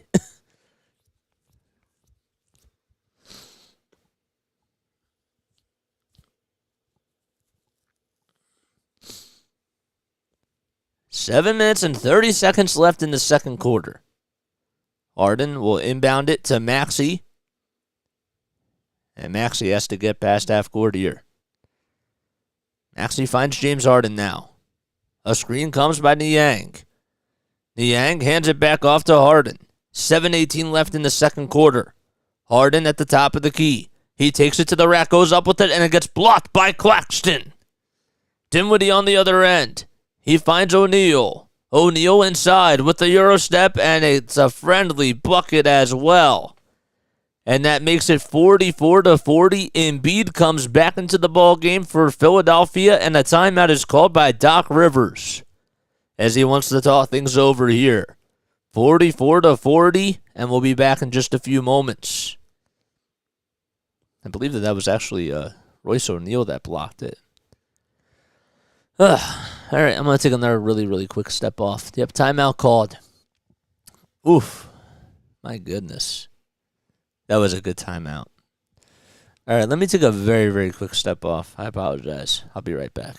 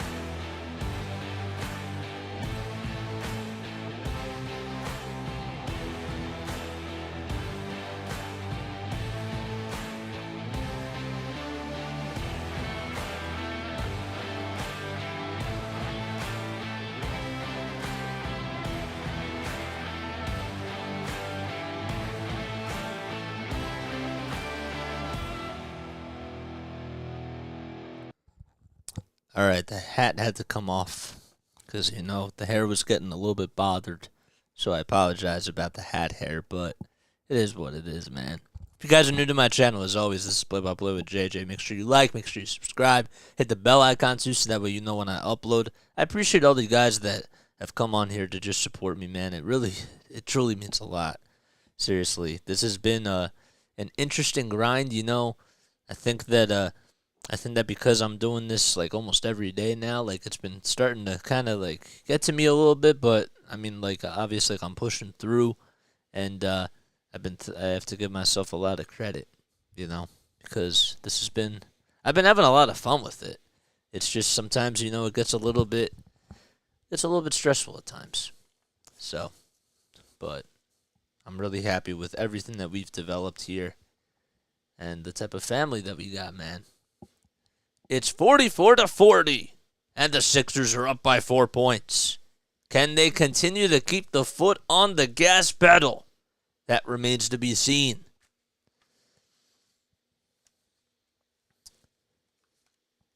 Where is...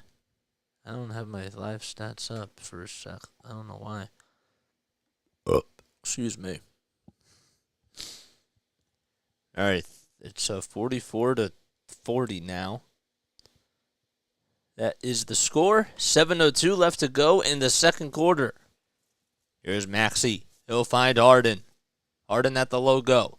6:53 left to go in the second quarter. Harden still being guarded by Royce O'Neal. A screen comes by Embiid. He tries to fight through it. 7 seconds left on the shot clock, and a foul is called, I believe, on Royce O'Neal now. Yep, it is. He gets called for a personal foul. So that'll reset the shot clock. That was the first foul committed by the Nets in this quarter. Maxey will inbound it to James Harden. Harden gets a screen again from Joel. Nets are doing a good job of trying to fight through those defensively. 4 seconds left on the shot clock. Harden with a little bit of space for three. Yes! Another shot by James Harden from the far wing. And he knocks down the tray. 47-40. Johnson with a three of his own. He answers right back from the top of the key. 6:15 left to go in the second quarter. Maxey for the Sixers.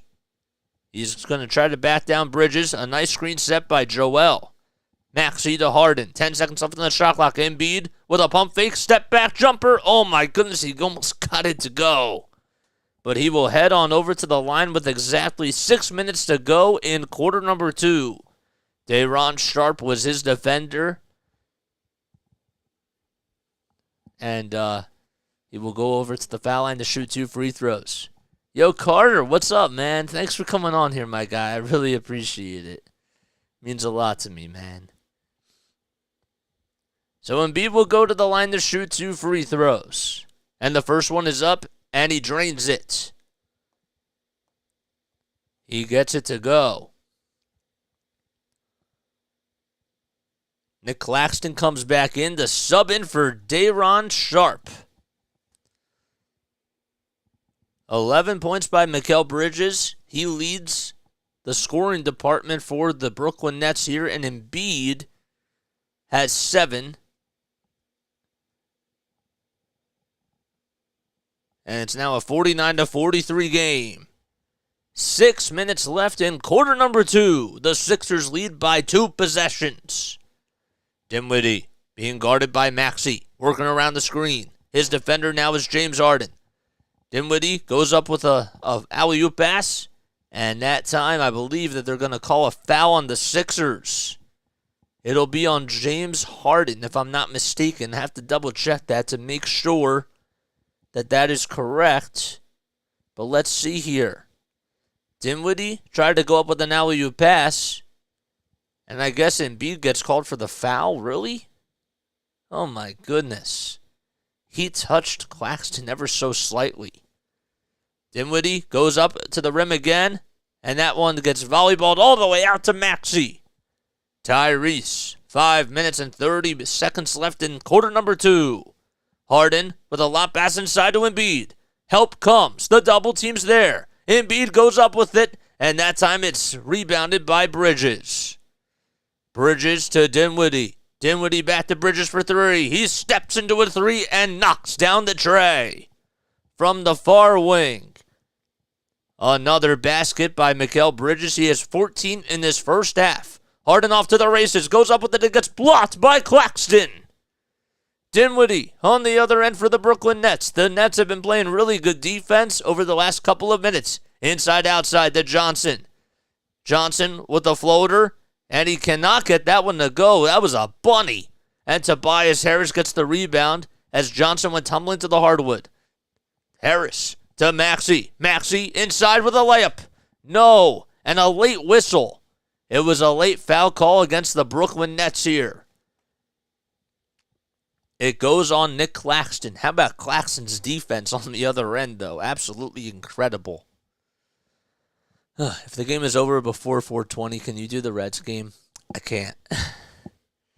I can't. I have to take the afternoon off. I've been doing this for like 2 weeks, and I got to give myself a little bit of a mental break.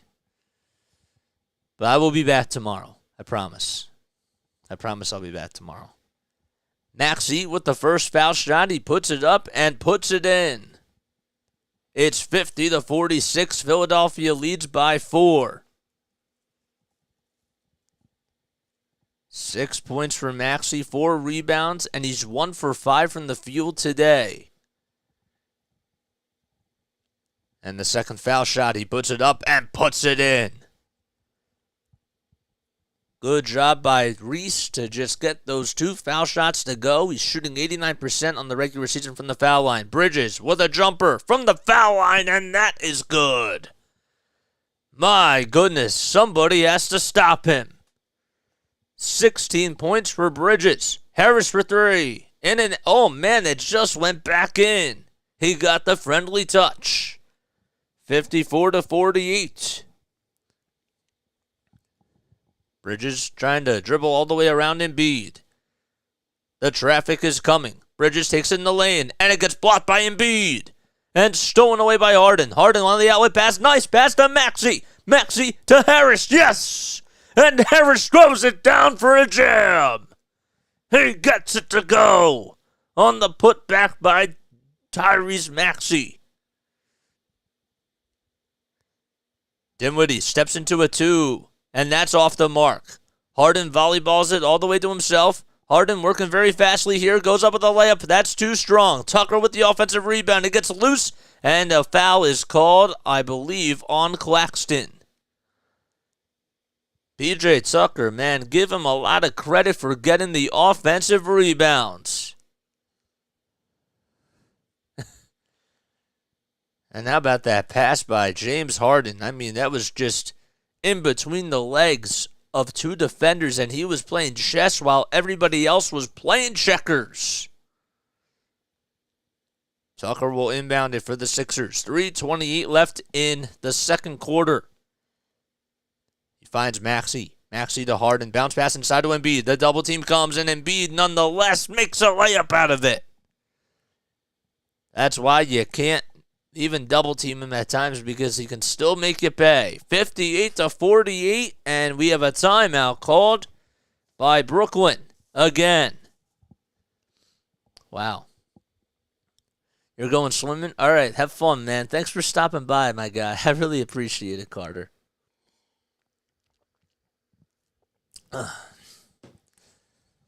Whew.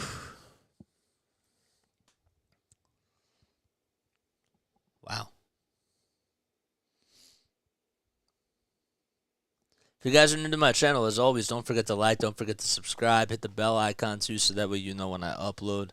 On the road to 230, you know what I'm saying?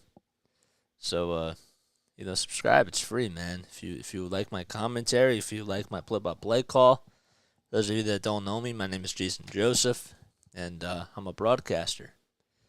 Been calling games for a little bit, and I hope you enjoy my Sixers play-by-play commentary. Oof.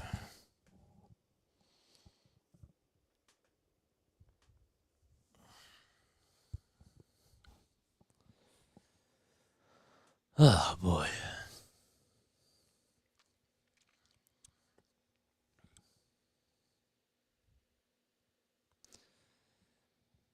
All righty.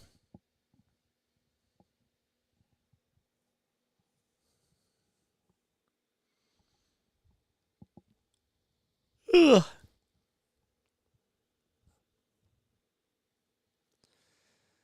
All right, it's 58-48. 3:10 left to go in the second quarter. Oops, my papers almost flew by. Johnson has the ball in the far wing. He's taking on Embiid. Johnson finds Bridges. Bridges with a step-back jumper. It's a little bit short. A rebound by Claxton. Claxton goes up with it, and he's fouled by Joel Hans Embiid.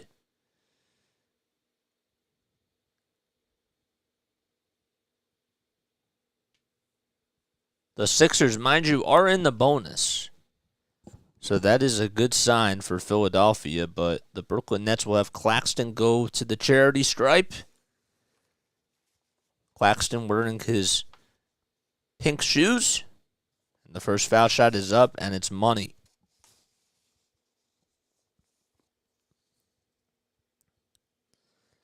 Claxton shooting 54% from the foul line this season.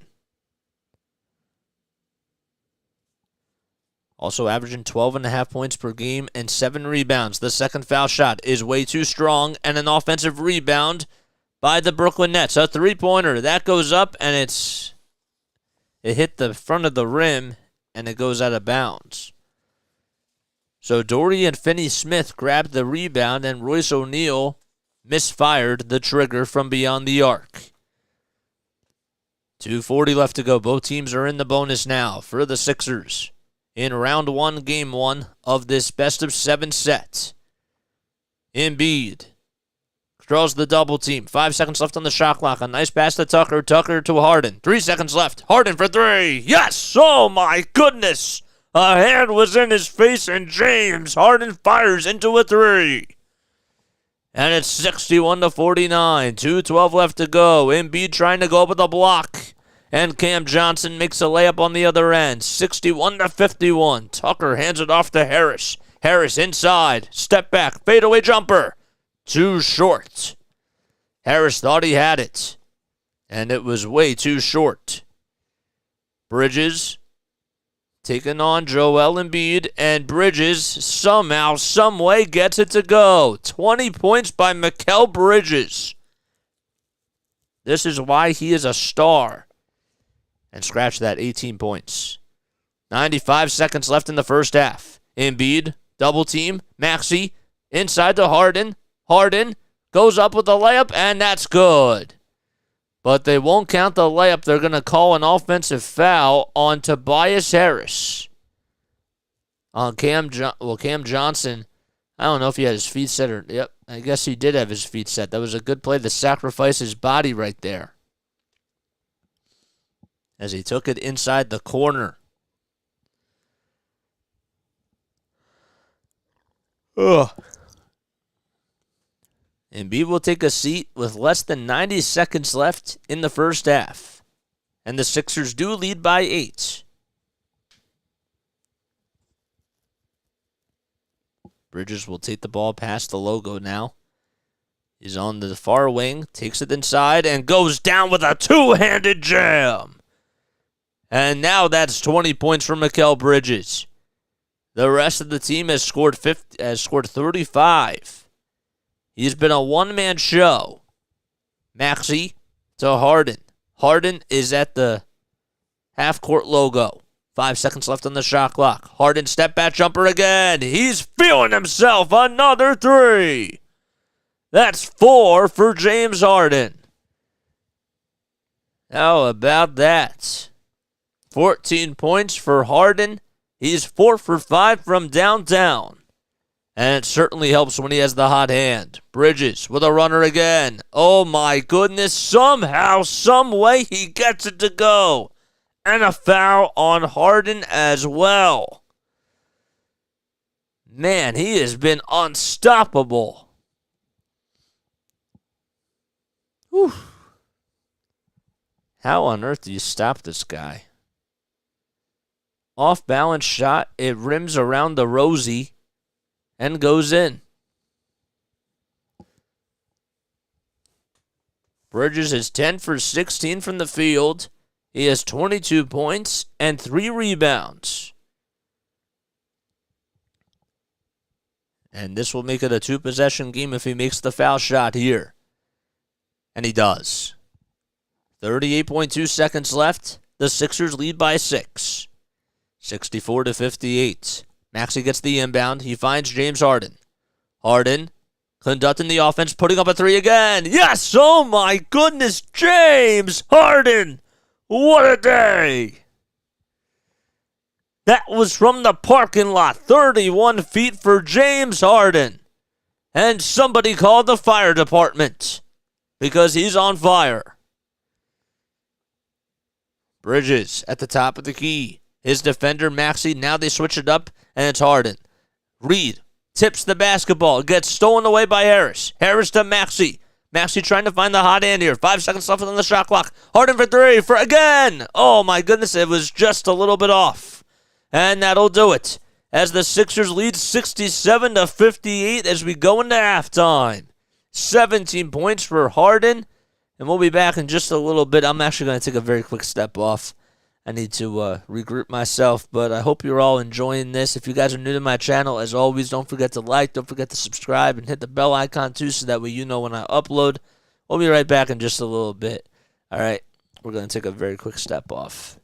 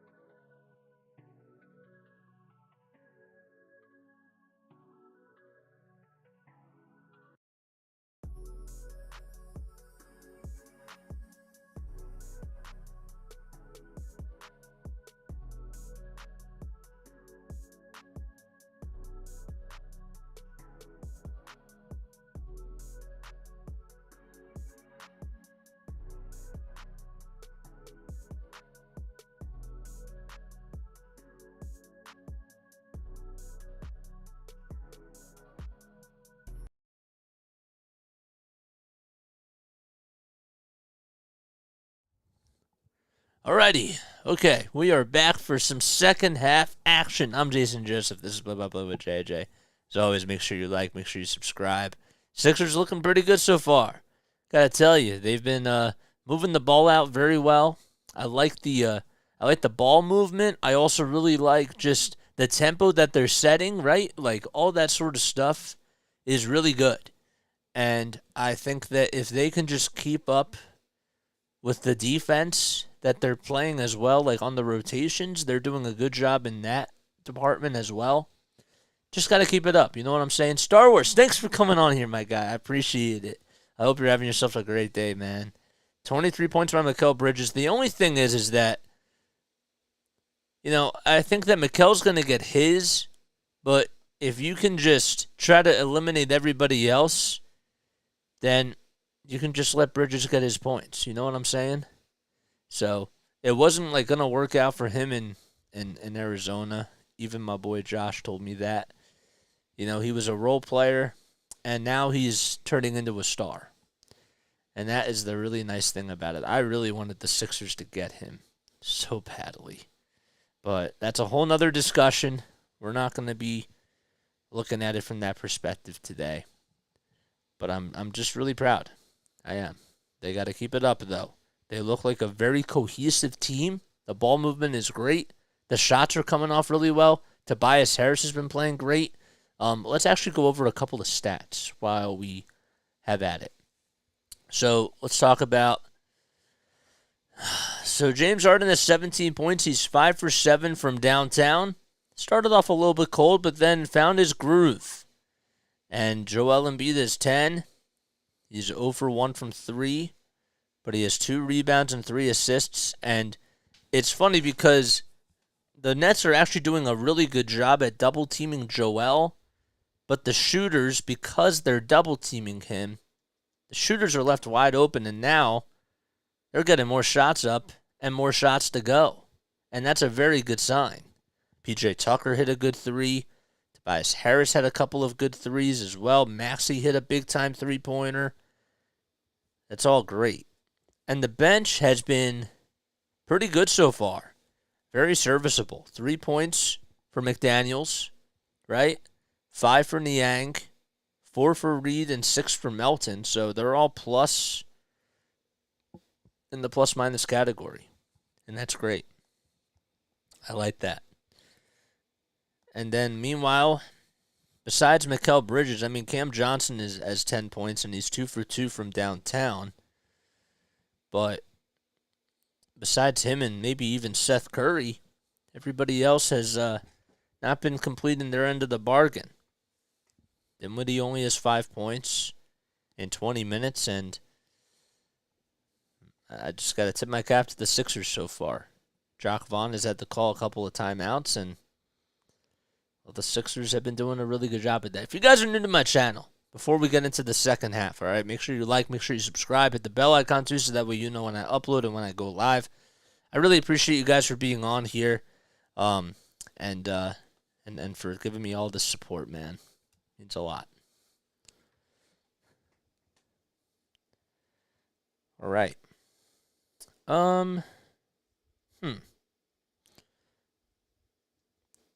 We got 8 people now on YouTube. Keep this up, Sixers.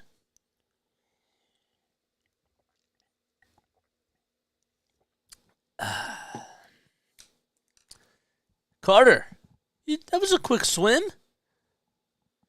That was quick. All right, 67-58. The Sixers lead by 9, and the Nets will get the ball first to start off the second half here. So Dinwiddie will get the ball. The same lineups, obviously, as we go into the second half here. Bridges has the ball at the logo. He finds Johnson. Johnson back outside to Finney-Smith for 3. And that is up and in. Money for the Brooklyn Nets. James Harden on the other end for the Sixers. He had a very great first half with 17 points, and he was 5 for 7 from downtown. Maxey at the top of the key. He'll hand it off to Harris. Harris to Embiid. Embiid step back jumper over the double team, and he's fouled. Joel Embiid from 10 feet within the basket hits a turnaround fadeaway jumper with the double team on him. And Finney Smith gets called for the shooting foul. 12 points for Embiid in this afternoon's game. 3 assists and 2 boards as well. And the foul shot is up, and it's nothing but net for the Sixers. When he's making those types of shots, there's just nothing else to be said. Seriously. Harden gets called for a reach-in foul on Spencer Dinwiddie. That's why we have a stoppage in play here. He was trying to go around a screen that was set by Nick Claxton. And Johnson with the basketball, trying to get by Embiid, and Embiid comes up with a block. Oh my goodness. How about Joel Embiid? He tried to play defense on Cam Johnson, recognized that the alley-oop pass was coming, and he blocked the alley-oop pass to Claxton. 70-61. That was as if he was two people. Embiid inside the baseline. The triple team's there. Kicks it out to Harden, and Harden misses it. And it goes out of bounds. The pass was a little bit high. There was a quadruple team underneath the basket. 9 turnovers by the Nets so far. Dinwiddie off the dribble over Harden. Tucker is there to grab the rebound. Harden to Harris. Harris in rhythm. Kicks it out to Embiid for 3. Yes! Joel Embiid giving the Sixers a dozen lead. Oh, my goodness. Come on, Jay. Come on, Jay, man. Bridges, step back jumper again, and that one is good. My gosh, he's picking up where he left off in the first half. Tyrese Maxey to Tobias Harris now. Harris, step back jumper, just a little bit off the mark. And Dinwiddie will get the basket. He'll find Johnson for 3. And that one goes in and out. Embiid with rebound number 5. He'll hand it off to James Harden. Harden to Embiid. One more to Tucker for a corner 3. And that's a little too strong. And Claxton comes away with the board. 9:20 left to go in the third quarter. The Sixers are up by double digits in 10. Dinwiddie to Johnson. Johnson back to Bridges, who puts it up and puts that one in. Scratch that. That was Nick Claxton. And it makes it now an 8-point lead. Boy, the Sixers have to try to do a better job at guarding the area in the paint. They're doing a good job on the perimeter, but the paint is where the Nets have been getting their buckets. Inside, outside. Harris for 3. Yes, in rhythm again. The shots are falling for the Sixers, and it's raining threes in Philadelphia. Bridges to Dinwiddie. Dinwiddie at the foul line, being guarded by Maxey. Dinwiddie gets the ball back from Claxton, and the runner goes up, and Maxey gets called for a shooting foul. He thought he had all ball on the block, and he is not happy with himself. 8 minutes and 30 seconds left.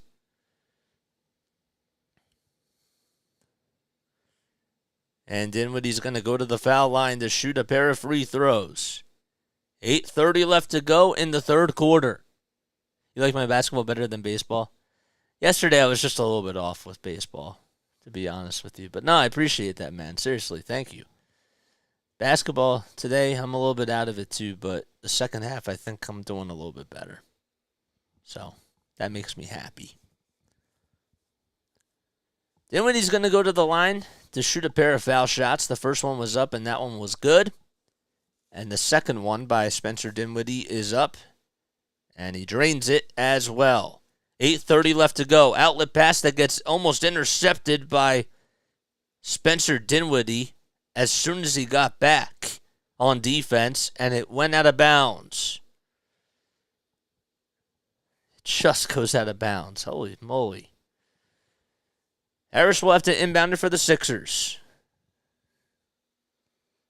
Harden tried to make a home run pass, and Spencer Dinwiddie blocked it and pretty much deflected it out of bounds. Harris gets the basketball. A step-back jumper for Toby, and it doesn't have enough mustard on it. Mikal Bridges with the ball again. The double team comes. Claxton being guarded by James Harden. There's a mismatch, and Claxton does not win it. A rebound goes to Tyrese Maxey on the miss. Harden on the near wing. He'll give it out to Maxey. Maxey back to Harden. Harden at the logo. Lob pass inside to Embiid. Embiid to Maxey. Nets doing a good job at switching the rotations. Maxey with the runner. No. Harris trying to fight for the rebound. He finally gets to it. 12 seconds left on the shot clock. Harris underneath the baseline. He has to kick it out to somebody. He finds Embiid. 8 seconds left now. Embiid going to the lane, trying to throw it down, and he lands right on his back. Oh my goodness, is he okay? Oh man, he hit the deck really hard. And he landed on his face and got the wind taken out of him. 7:34 left to go in the third quarter, and he seems to be okay. But man, when a 7-foot big man is going to the hardwood just like that, you gotta be careful. Oh my goodness. I wonder if he also had his finger jammed too. So Embiid's going back over to the bench now, and hopefully he's okay. He may be going, nope, he's going to just stay on he's going over to the bench here. Wow. They are reviewing this. It's going to be an official review to see if it's a flagrant foul, I believe, on Dorian Finney-Smith. He hit him right on the face. So it most likely is going to be a flagrant because he touched the face area as soon as he was going into the lane to try to go up with a dunk. So they will review this. That's definitely a flagrant 2. I don't know if it's a flagrant 1, but it definitely should be a flagrant 2 for sure. So Embiid seems to be okay. And let's see what the call is here. So it's just a shooting foul by Finney-Smith.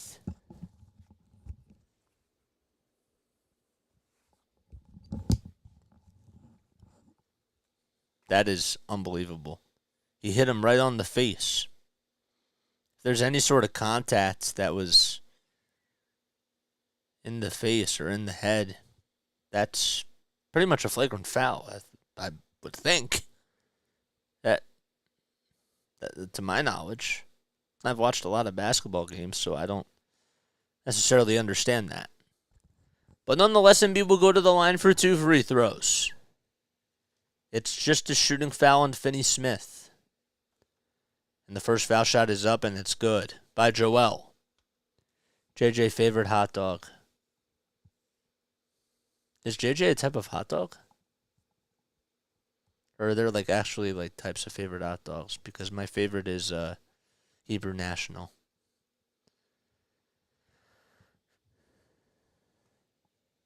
Second foul shot by Embiid. He puts it up and puts it in. 70-67. And Embiid having himself quite a day again.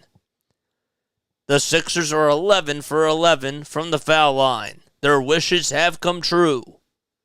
Bridges working around the screen. He'll give it up to Johnson.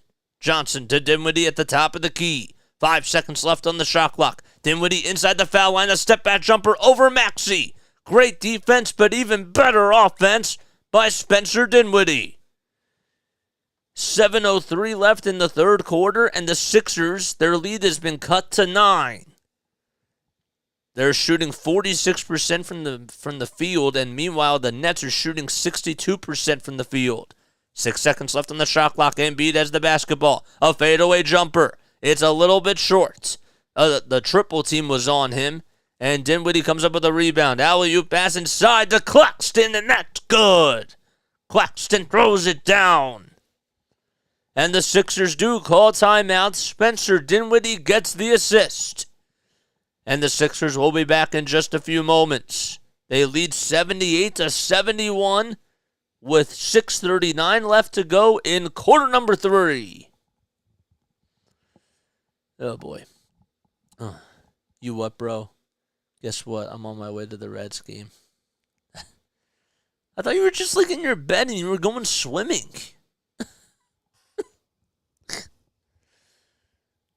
That's funny. That is really funny. If you guys are new to my channel, make sure you like, make sure you subscribe. If you enjoy my energy, if you feel my vibe, man, make sure you do that, man, so that way you know when I upload.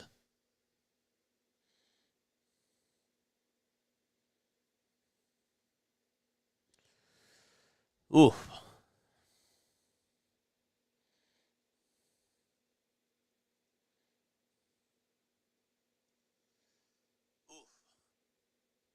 Got 7 people on here. Nice. Ugh, come on, Sixers. You just got free tickets? Wow. How'd you do that? If you don't mind me asking.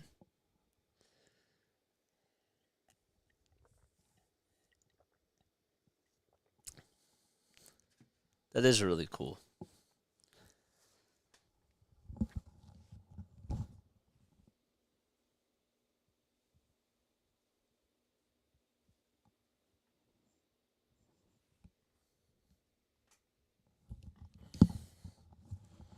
There's a Facebook group for that type of stuff?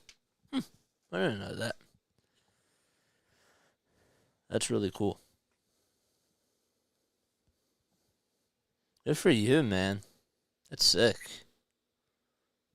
Is it just for like Cincinnati games, or is it like just the Facebook group I'm talking about? Or is that for like actual like MLB games? 'Cause that's sick.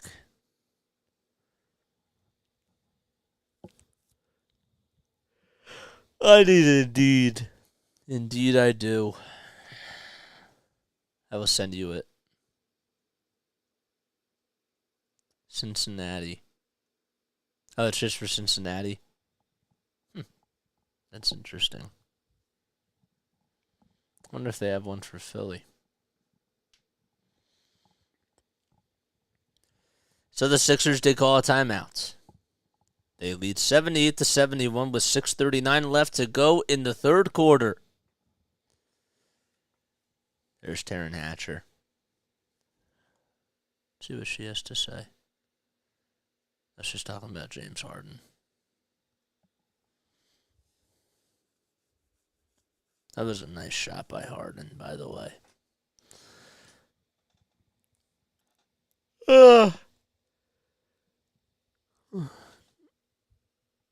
Man. Royce O'Neal will come in for Dorian Finney-Smith, as Harden has 17.7 assists and 3 rebounds. That's been pretty much like the main story of the game.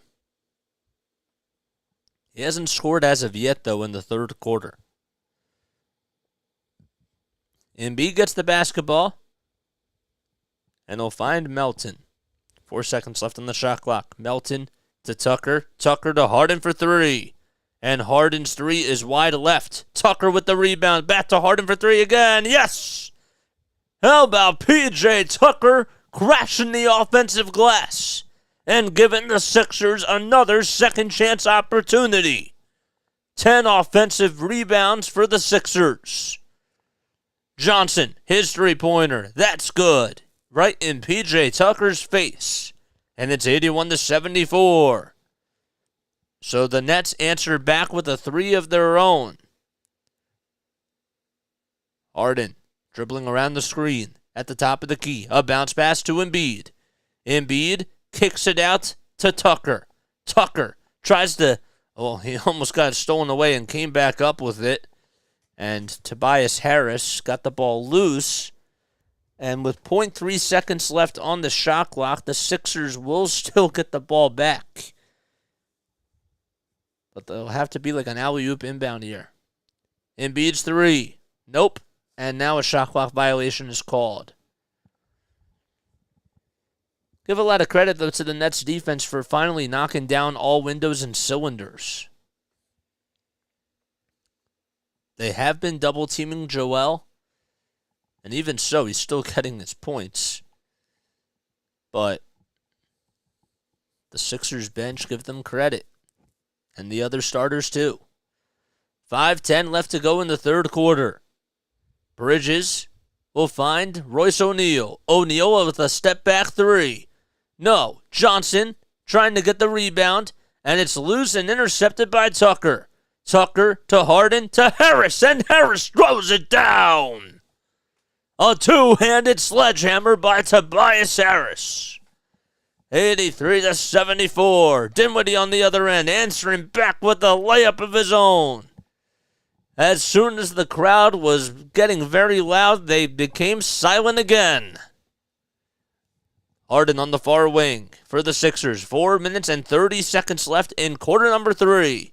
Harden in the lane, kicks it out to Tucker for a corner three. Yes! From the near corner, P.J. Tucker making an impact. 86-76. The Sixers are 17 for 27 from downtown. Tucker with a steal on the interception by Spencer Dinwiddie. Harris, alley-oop pass to Embiid. Embiid to Harris. Harris back to Melton because Embiid did lose his footing. I forgot to mention that. Harden inside to Embiid. Nice pass, and Embiid gets fouled by O'Neal. And fisticuffs are coming around as Joel Embiid has to be separated. As Spencer Dinwiddie and Cam Johnson have been very active with carding him. This is how you know it's a playoff type of an atmosphere. Royce O'Neal got tangled up with Embiid, and Embiid was just like, I'm going to push you out of the way, little brother.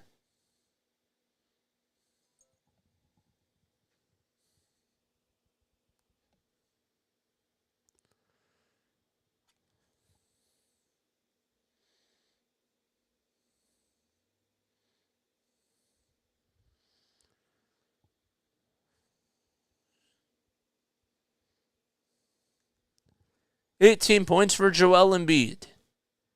And the first foul shot, he puts it up and puts it in. 87-76.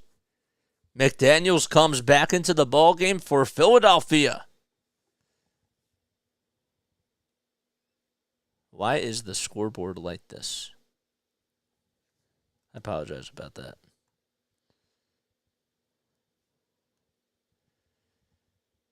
Three minutes and 55 seconds left in the third quarter for the Sixers. And the second foul shot by Joel is good as well. Sixers lead by a dozen. 3:50 left in the third quarter. Harris comes back into the ball game. Here's Nick Claxton. He has to dribble it out to somebody and find somebody. And he finds O'Neal now. O'Neal with 5 seconds left on the shot clock. Inside to Cam Johnson, and Johnson's floater with 2 seconds left is good. Man, he put that one up and had it with the right hand and finished it on the right side of the baseline. Maxey to Embiid. Embiid to Niang. Niang to Melton for three again. No. And Claxton comes up with his miss. 3 minutes, 5 seconds left in the third quarter. Dinwiddie at the logo for Brooklyn. He'll find O'Neal. O'Neal to Harris with the end in his face. It's a little bit short. And McDaniels gets the rebound. Great defense by the Sixers. They've been locking up all doors and cylinders on the perimeter. 2:38 left in quarter number 3. Embiid finds Maxey, and the ball goes out of bounds. There were 4.7 seconds left on the shot clock. Give the Nets a little bit of credit, though, for giving the pressure to Embiid and also guarding the other guys as well. And we have another timeout called on the floor. So the Sixers will be back in just a few moments. I'm going to take a very, very quick step off. I'll be right back.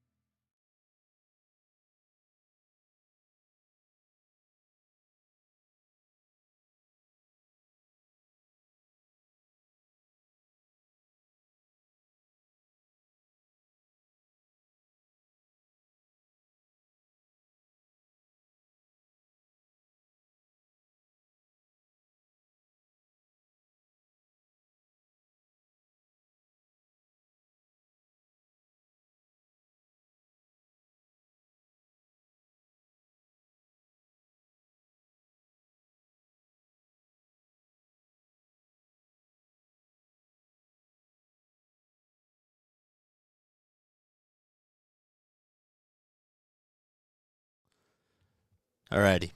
All right, we're back. We are back on here. Oh, boy.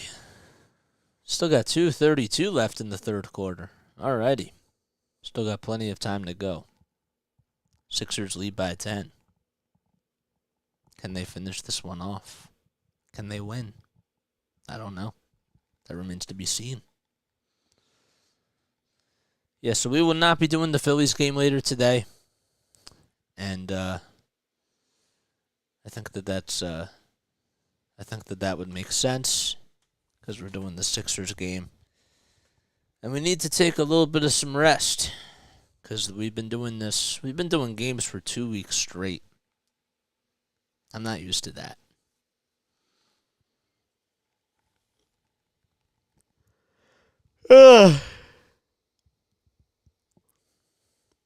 PJ Tucker takes a quick seat on the bench. 6.7 rebounds and 2 assists by Tucker. The Sixers lead by 10. 2:20 left to go in the third quarter. Claxton at the top of the key to Johnson. And Johnson's three-pointer is up, and that's good. That was sort of like what J.J. Redick and Joel Embiid used to do. Shooting off the dribble and the dribble handoffs. McDaniels with the alley-oop jam, and that's good. Tyrese Maxey throwing it up for him, and McDaniels threw it down.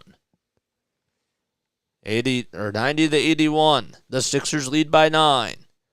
The ball comes loose. Sharp hands it back off to Bridges, who's been pretty quiet in this third quarter. Sharp with the underhanded scoop. It gets denied and goes out of bounds by Jalen McDaniels. 4.5 seconds left on the shot clock. So McDaniels converting on the alley-oop pass on one end and then playing solid defense on the other end as well. Good job by the Sixers. 4.5 seconds left on the shot clock for Brooklyn. The inbound goes to Bridges. Bridges kicks it out to Johnson for 3. And that goes in and out. And Maxey comes away with another rebound. That's his 6th.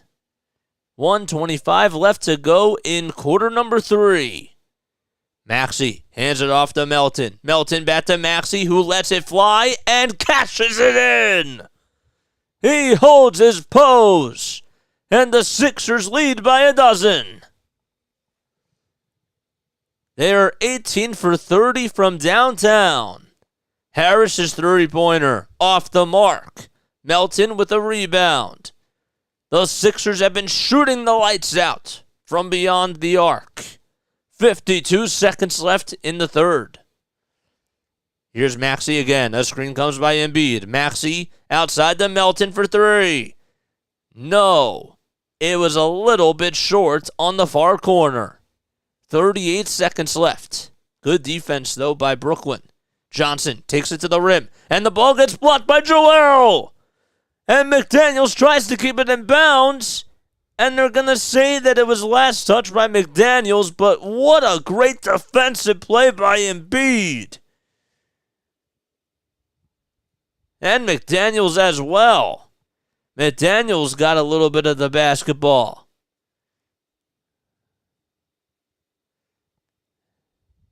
27 seconds left in the third. There's 4 seconds separating the shot clock from the game clock. Maxey gets past the half-court logo. He will hold for one more possession. 15 seconds left. 10 seconds on the game clock, or on the shot clock. Niang to Embiid. 4.5 seconds left on the shot clock. Embiid with a fadeaway jumper. It's off the mark and wide right. O'Neal with the rebound. 3 seconds left. The ball comes loose. Niang with the steal. And that'll do it. In the third quarter as the buzzer just rings. It's 93-81, and we go into the fourth quarter. The Sixers lead in game 1 of this best-of-7 matchup.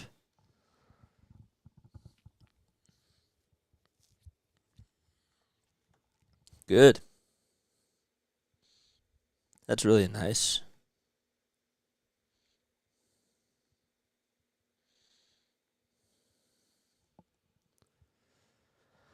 Ooh. Joakim Noah. Whatever happened to him? What on earth ever happened to him? I totally forgot about my guy.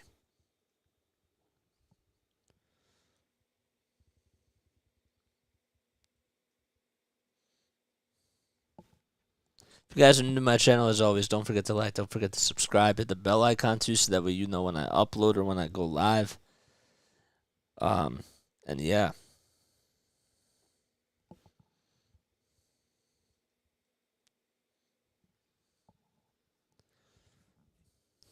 Bro, why does the scoreboard do this?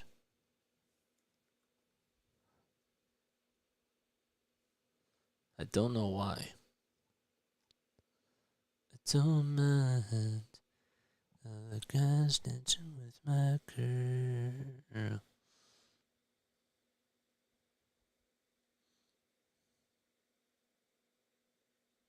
What's this?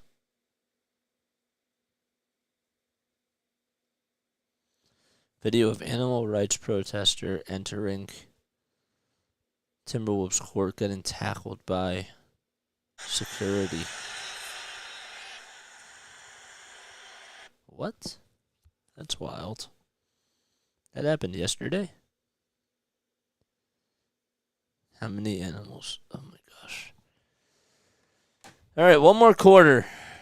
One more quarter.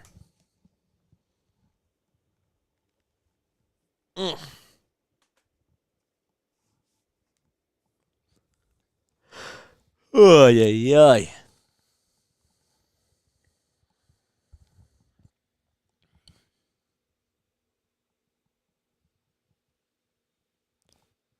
One more quarter to go.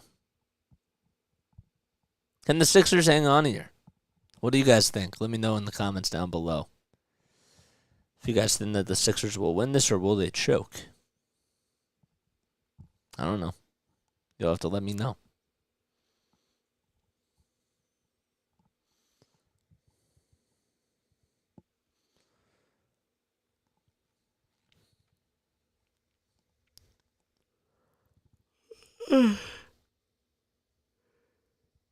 Ugh. Man. I'm going to take a nice, quick nap after this, I think. I definitely need some air. Just about ready to start off the fourth quarter as the Sixers lead by a dozen.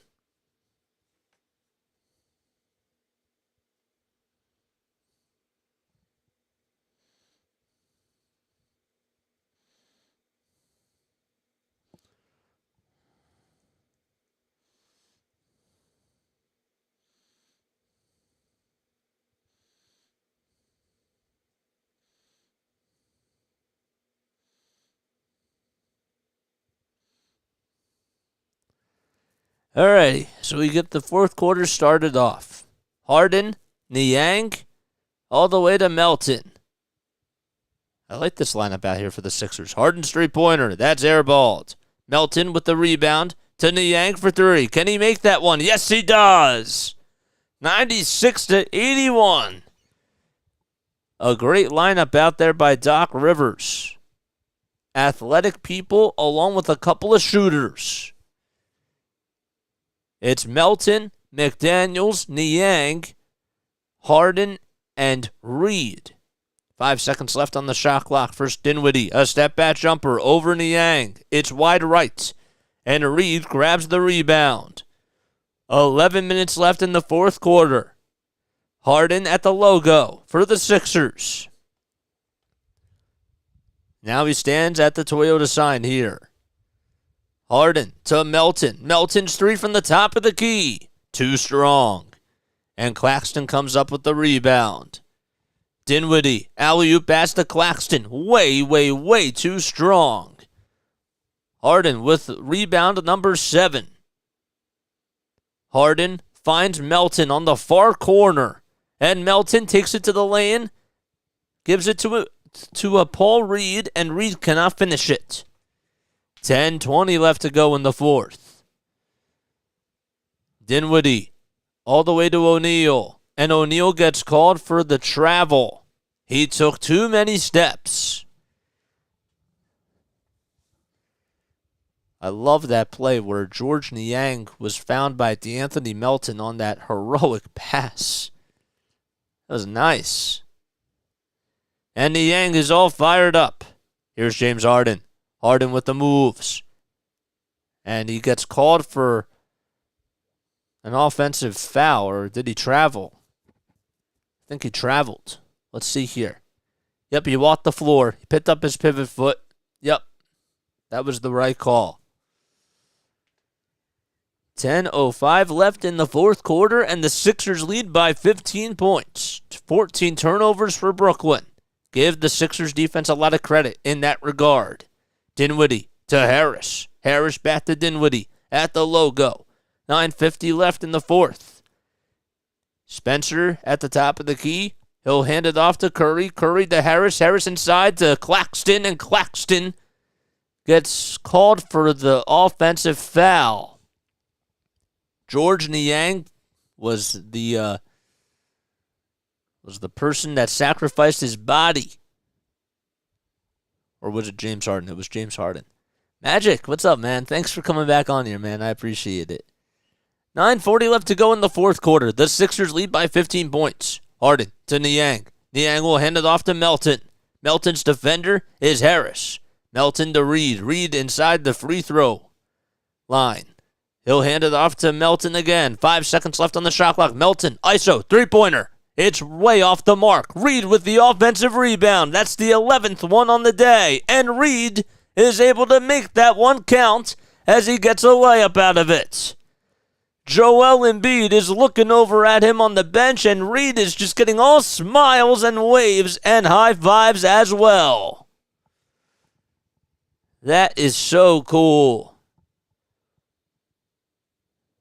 Reed went in between the legs and got Joe Harris to buy on that. That's cool. Timeout called by Brooklyn, and the Sixers are up by 17.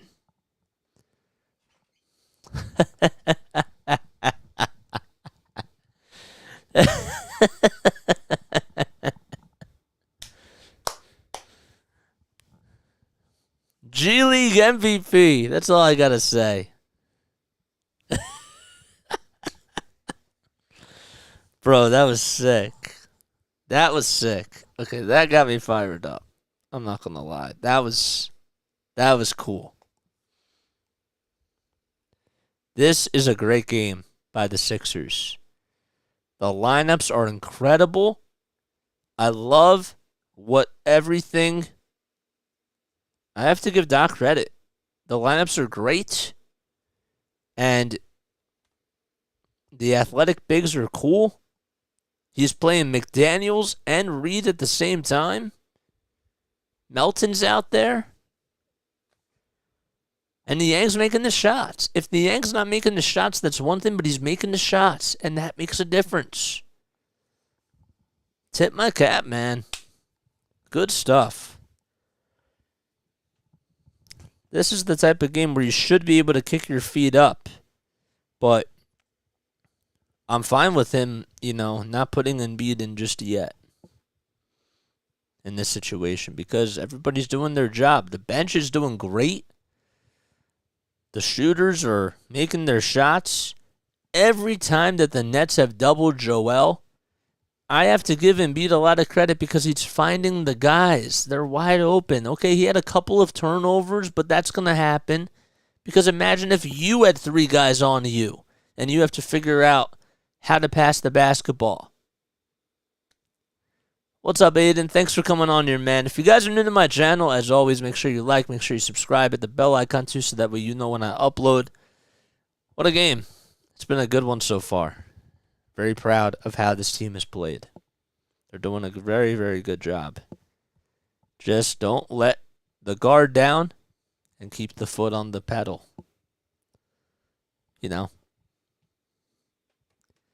Shout out to Aiden. Shout out to Magic44. Oh, you played baseball today? How'd you do, man? How did it go?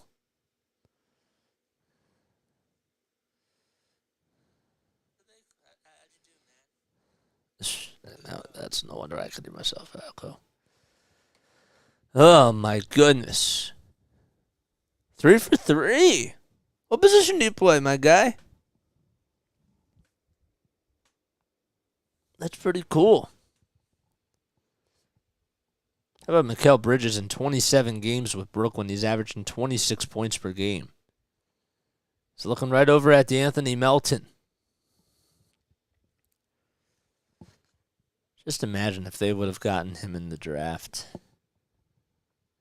9:14 left in the fourth quarter. The Nets have the basketball. 5 turnovers in their last 6 possessions. Dinwiddie inside to Day'Ron Sharpe, and Sharpe gets fouled by Reed. So not too many seconds were taken off of the clock, and Sharpe was just about a couple inches inside the baseline, and he gets fouled, almost right underneath the basket. Only 2 points for Bridges in the second half. He scored 23 of his 25 points in the first half.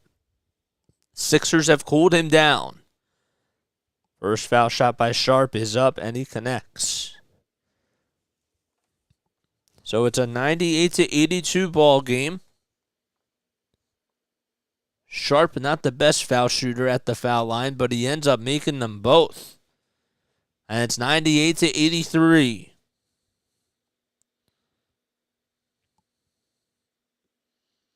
Sharpe shooting only 64% from the charity stripe this year.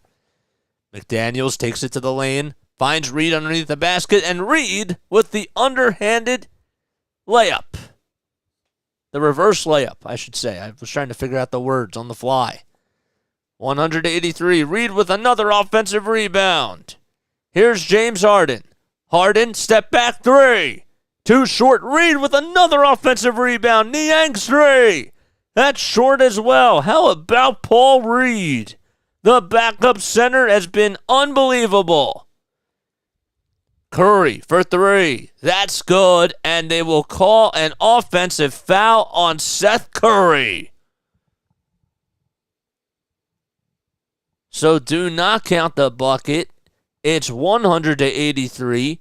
Dinwiddie found Curry, and Curry stepped out of bounds. Harden gets the inbound now. The turnovers have been such a big part of the story for the Brooklyn Nets. The Sixers have capitalized, though, in so many different areas. Harden, nice pass to Reed, and Reed with the reverse dunk, and he's fouled.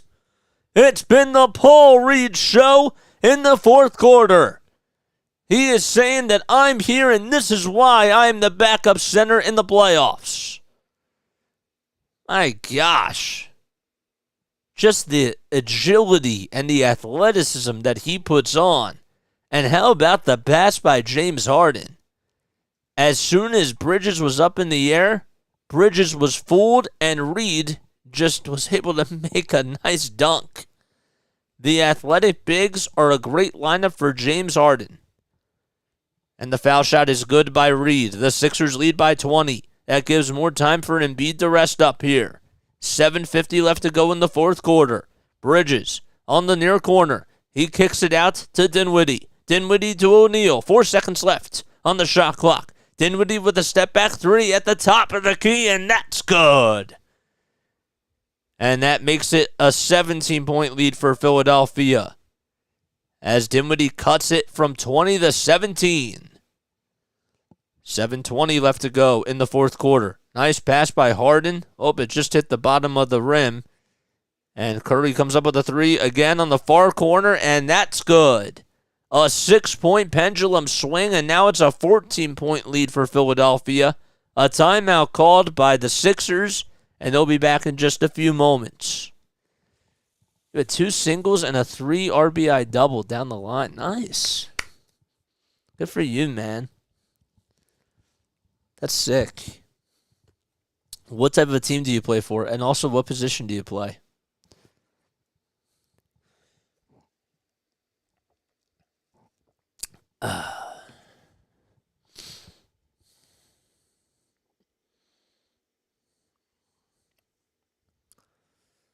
Good game. I miss basketball. I definitely missed it. For sure. Oh. I really appreciate you guys for being on here to support me. Seriously. I was kind of a little bit down on myself today, but it's just one of those days, you know. I'm getting used to this new curriculum or schedule, if you will. And it's nice to see that the people that have been here over the past 2 weeks to support me are always here. There's something to be said about that. Third base, but you pitched today. You had 6 Ks. You had 6 punch-outs? Nice. Congrats, my guy. Favorite pitch that you throw? And you got the game ball. That's sick. Congrats, dude. That's incredible. Are you a lefty or a righty in regards to batting, and are you a lefty or a righty on the mound? Curveball, that's your favorite. Do you know how fast you throw?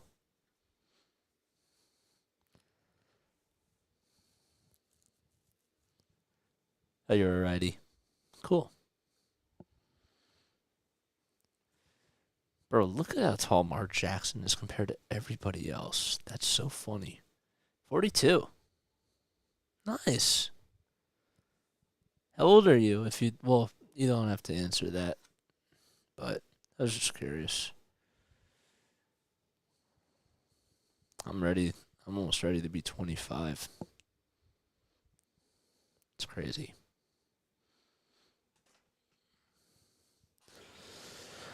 Ooh. All right, so a 6-0 run set by the Brooklyn Nets as a timeout was called by the Sixers. My goodness, Paul Reed has been doing a really good job in this fourth quarter.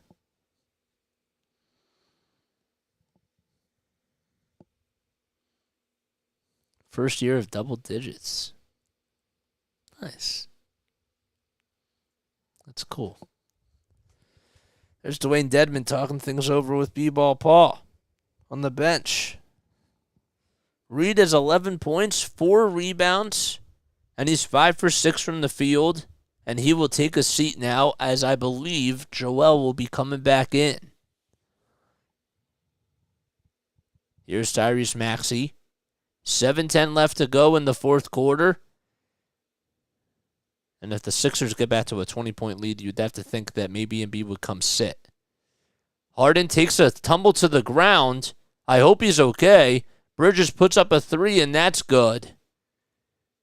And Harden is stumbling to get up, and he seems to be okay as he finally does so. It's 103-92, a 9-0 run by Brooklyn. Embiid in the lane, goes up with the layup, that's no good. He gets his own rebound and puts it back up and in. 105-92, man, it's always a scary sight when both Harden and Embiid go down. Maxey playing defense on Dinwiddie. 10 seconds left on the shot clock. Dinwiddie trying to fight around the screen. There's Curry. Great defense by Harden. Dinwiddie, again, 3 seconds left on the shot clock. He puts up a 3. It's too strong. McDaniels comes away with the glass. Good defense by Jalen McDaniels to box out and get the rebound. McDaniels thought about shooting the 3. He gets the ball back now. Pump fake inside the lane. He finds Harden. Harden with a three-pointer out of rhythm. And that's wide left. The Sixers have not been able to find the rim over the last couple of possessions. And alley-oop pass, that was way too long by Spencer Dinwiddie. Harden to Maxey for a wide-open 3. That's good. 108-92. How can you leave Maxey wide open? He drained that 3. 5:20 left to go in the fourth quarter. The Sixers lead by 16. Here's Curry from downtown. Too strong. McDaniels with another rebound. 5:10 left to go in the fourth quarter, and the Sixers have the basketball. They lead by 16. Harden, bounce pass to Embiid. Embiid fade away from the foul line. Nothing but net for Joel Hans Embiid. 110-92, and everybody's clapping their hands with less than 5 minutes to go in the fourth quarter as a timeout is called by Jacques Vaughn. Whew. This is impressive. This was a much-needed game for the Sixers. This was good. I'm very impressed. Seriously. I'm very impressed. They are like owning the Brooklyn Nets here. And the shooters are making their shots. The shots have to be falling for the Sixers. They just do.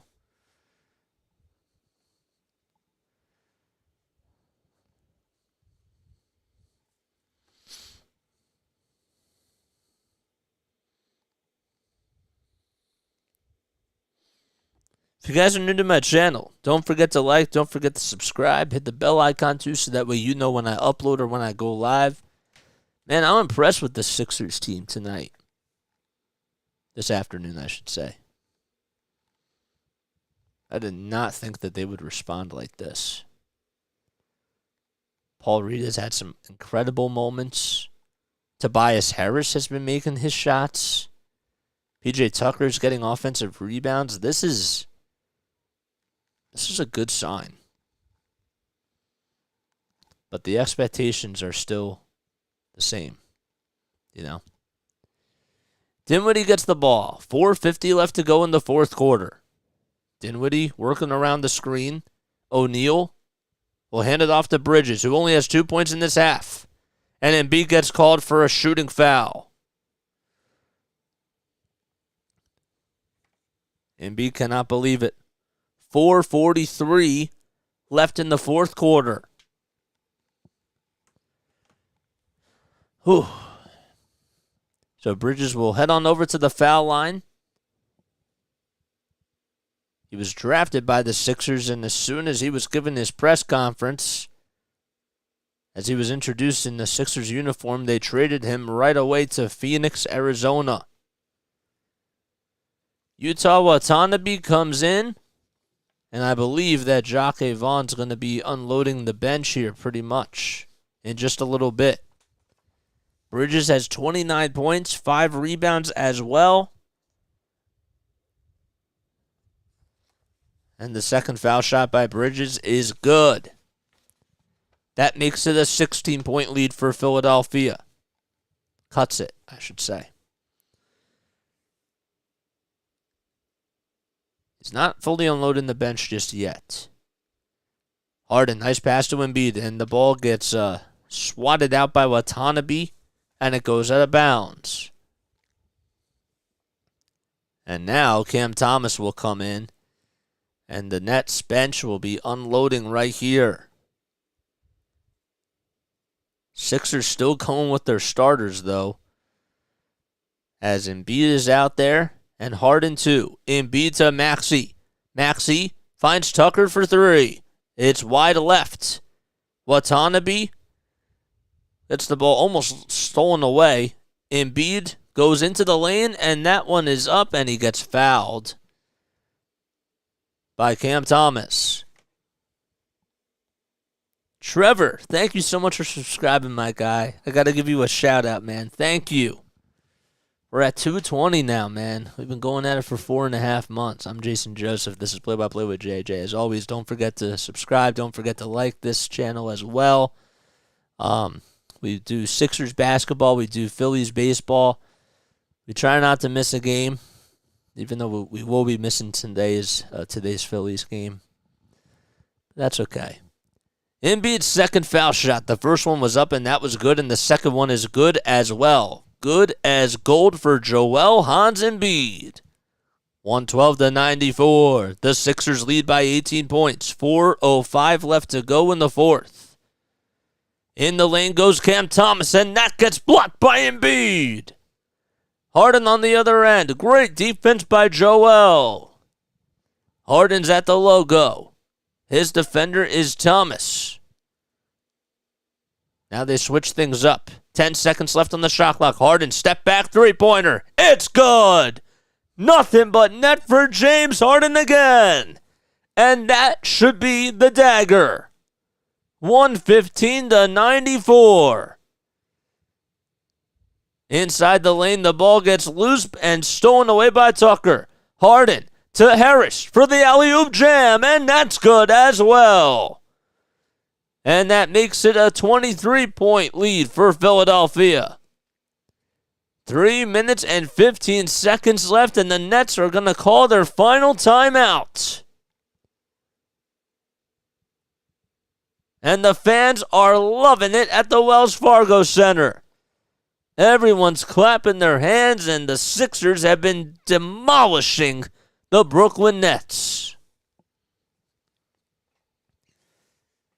Harden is turning back the clock now. He's feeling it from beyond the arc.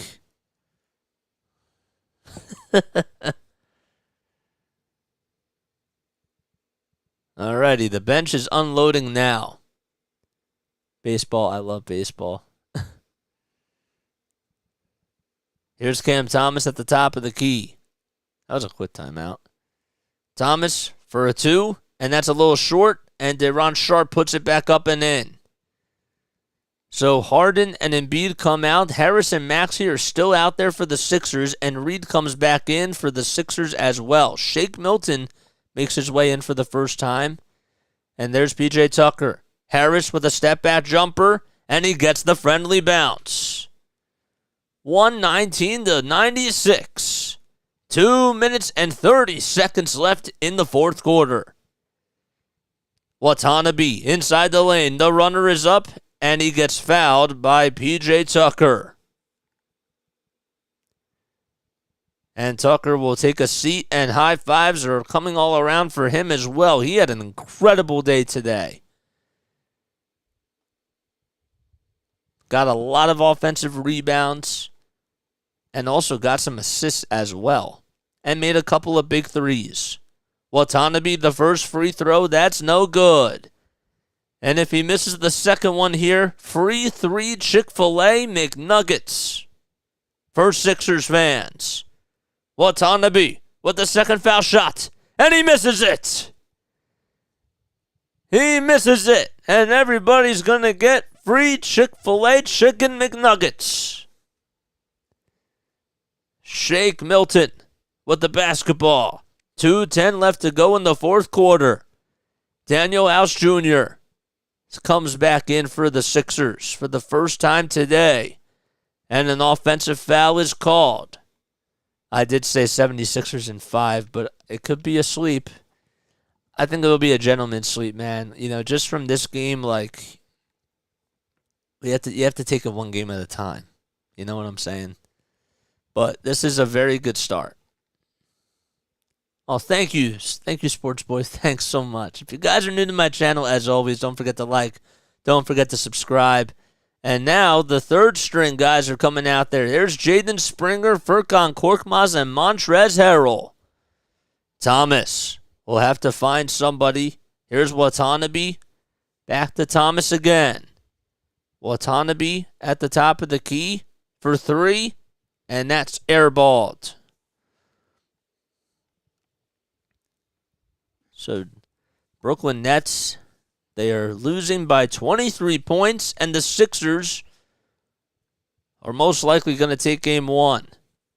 97 seconds left in the fourth quarter. They will next play on Monday night at 7:30 p.m. Eastern Time. And the ball gets tipped out of bounds by the Brooklyn Nets, and it will still be Sixers basketball. So the Nets will try to find a way to come up with a counter punch, but the Sixers, they do take game 1.